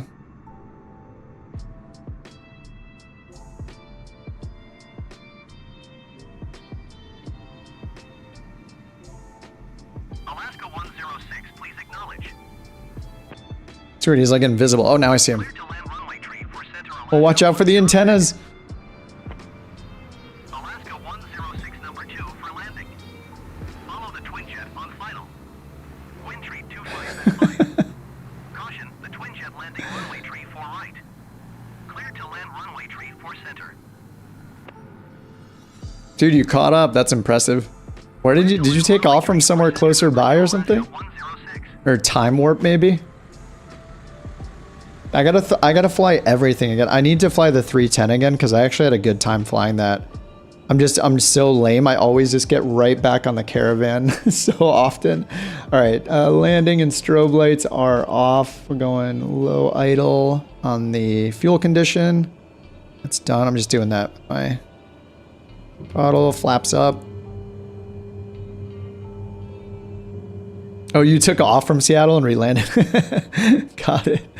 ATC seems to be a lot. Oh, gear down check. Sorry, Steve. I just saw that. Always down. Yeah, there's this weird bug again, just flashing. Next desired track 0 degrees. Keep saying that. That happened earlier. ATC seems, JJ said ATC seems to be a lot better and the sim hasn't. Oh yeah, wait, I read that one, sorry. G1000, 3000 are useful. Thanks, Steve. Second that, actually what taught me those, I'd watched 4 to 5 others. I would have paid for the type of info. Hey, that's a fun thing about YouTube is I can make them and they'll throw some money my way for you guys watching it, so. Nobody has to send money except for Google. That's awesome. Everyone is sick now? Wait, my landing? Wait, it was okay, right? All right, let's just taxi. I think I'm gonna be done for the night. What time is it? It's almost 9 o'clock. I'm gonna go make a pretty late dinner. All right, I should follow the instructions here though. So for the next stream, well, tomorrow's Friday, right? Maybe I'll stream again tomorrow or Saturday. But I'm gonna get Navigraph set up, definitely. I miss it. It's too useful. I'm trying to think, how did I use Navigraph on stream before? Because I use it on my iPad and then I would just switch. I think I would just tab to it. I just switch apps. Ground Cessna November, 2 tree And I think at one point, I think I had it set up so it would show it in the corner, even if I couldn't see it. But I'll have to figure that out again. Oh, the inverted camera flip. Oh yeah. Sorry, I have the worst memory. Literally something that happened 10 seconds ago and I already forgot. I also just realized I forgot to turn off yaw damper on the landing. Bad on me. That should be off. I'll need to put a set a hotkey for that somewhere so I can turn that on and off easily. This is so weird. The ATC window still scrolls to the top all the time. Taxiing to general aviation parking via taxiway hotel Bravo Cessna Kilo. All right, taxiway hotel, then Bravo. Let's see if we can see where we are. We went on 16 left. So we're right here, and I think we exited hotel. Oh, it's just Bravo. It's right in front of us.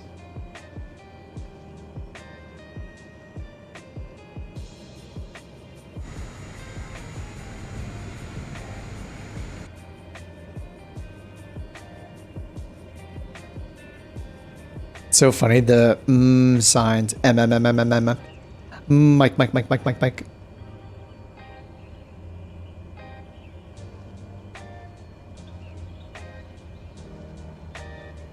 Elevator music. All right, yes, we are on Bravo. Oh, it looks like the simple traffic is working fine. It's weird that it's called simple traffic when really it's just a livery pack, so I don't quite understand that, but there are tons of liveries in that. I know you can get free ones, I don't know what it is when I can just like buy. I didn't buy that in the marketplace, but it is in the marketplace. I wish I could just buy one ever-growing set of liveries that I wouldn't have to worry about updating manually. That's our boy right there. He just did that. We know rebels, people that take off from taxiways. Or it is GA parking. I probably should have looked at that over here. Oh, is it? There's cargo. Hangars. ILS hold. Where is... transient parking is way over there near Quebec and 3-4 left. But I don't think that's not where it thinks we're gonna go. What the heck? What? Come on, Frogger guy. I mean, the name checks out.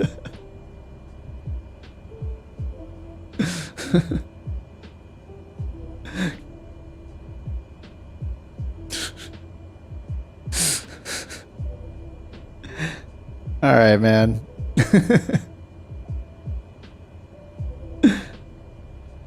The reverse Harrison Ford. That video is still wild watching that thing. Oh, track IR. I have a Tobii eye tracker sitting in the closet that I just never got used to. I tried it a couple times and it's just weird. I can't do it. I can't really do VR. Very briefly, I can't do the head tracking, eye tracking stuff. It just weirds me out. I just want like the consistency of like a totally static setup, you know, where like I don't have to move my head. I can look down at my tablet without moving the camera. Yeah, I don't know. There's something about all that stuff that is neat, but I do not like it. It is really funny with the live with the stock traffic. Look at all these planes just teleporting. I should get FSLTL set up again too. I'm sure it's only gotten better the last 8-9 months. So yeah, I got a lot of stuff to catch up on, and so it's kind of exciting. Data says never could do VR or eye tracking. Track IR 5 on the headset. Plenty good enough to look around. Yeah, I do like that it gives you a much more human looking experience, right? Like, especially for the stream, I get it. I don't know if I would use it on my own, but like there's something about like having the natural movement in the stream, like for people watching. I think that's good.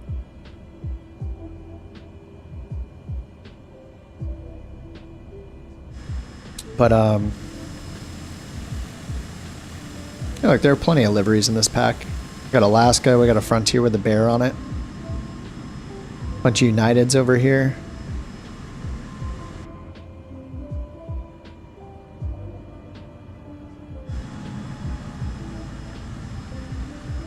I guess I must. There's a VOR right here, so I must have some sort of custom. Maybe it was in a world update they did CTEC, because normally you don't see like a VOR like this unless you have something custom. All right, I think transient parking is over this way.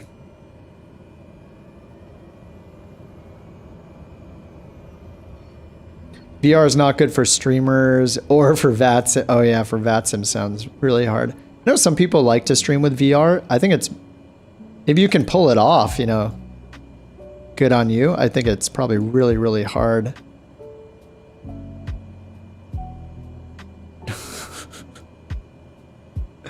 Captain Planet. Oh, there's the wheels. Oof. Ooh.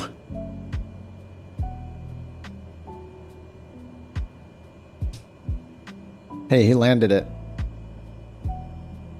All right, there's just too many flights. I'm just gonna have to break some laws here.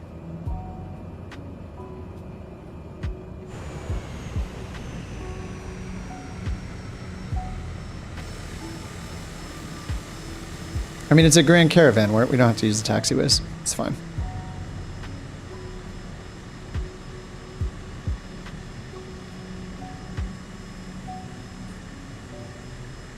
Uh-oh. It's terrain up ahead, though. This doesn't look good. Yeah, they got their own swimming pool.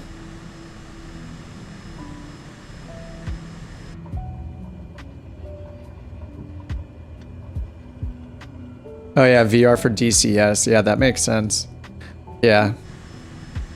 Or if you do like a ton of bush flying and VFR flying, it's definitely very fun. Or like gliders and helicopters, probably also awesome in VR. You know, when you're not just turning on autopilot or something like I am. You know, when you're doing stuff that takes skill and not just memorization. Microsoft Flight Sim is just chill. Yeah, that is a nice thing about it. Like, I've been playing a lot of other games the last 8-9 months. Like, I've been playing a lot of Destiny. Mostly Destiny. The game is amazing, but man, yeah, I wouldn't call it chill. You could do somewhat chill things in it, but you know, it's totally different. Flight sim is definitely chill. Alright, this is gonna have to do. I think this is where we're supposed to be. Alright, so on my checklist, probably tonight, I'll probably take a little break, make some food, grab a beer out of the fridge. I got some Modelo's. I'm gonna enjoy one of those. And then I'll probably get Navigraph going. Yeah, I might stream again tomorrow. See how it goes. I just want to get back into it. I don't know about videos just yet. Figure that stuff out later, but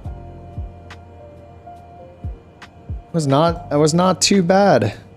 Not too bad. I remembered enough. I mean, I forgot to put on approach mode during the approach. I almost forgot to set up my VNav for my descents, but technically I should have waited for ATC, so it was okay.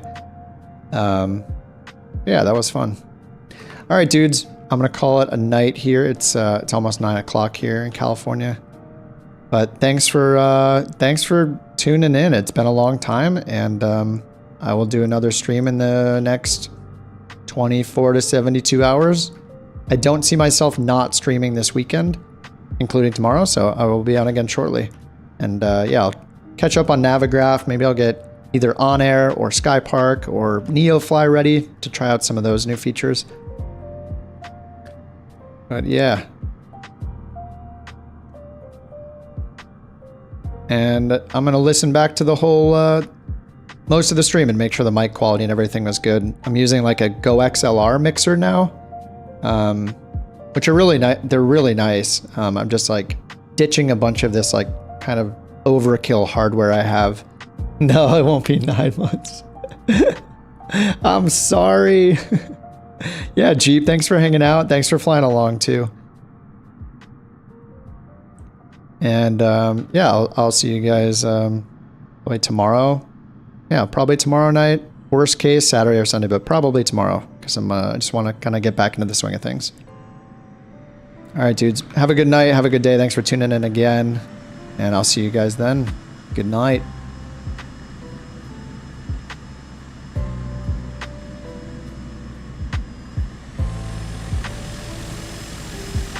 I should probably turn this thing off.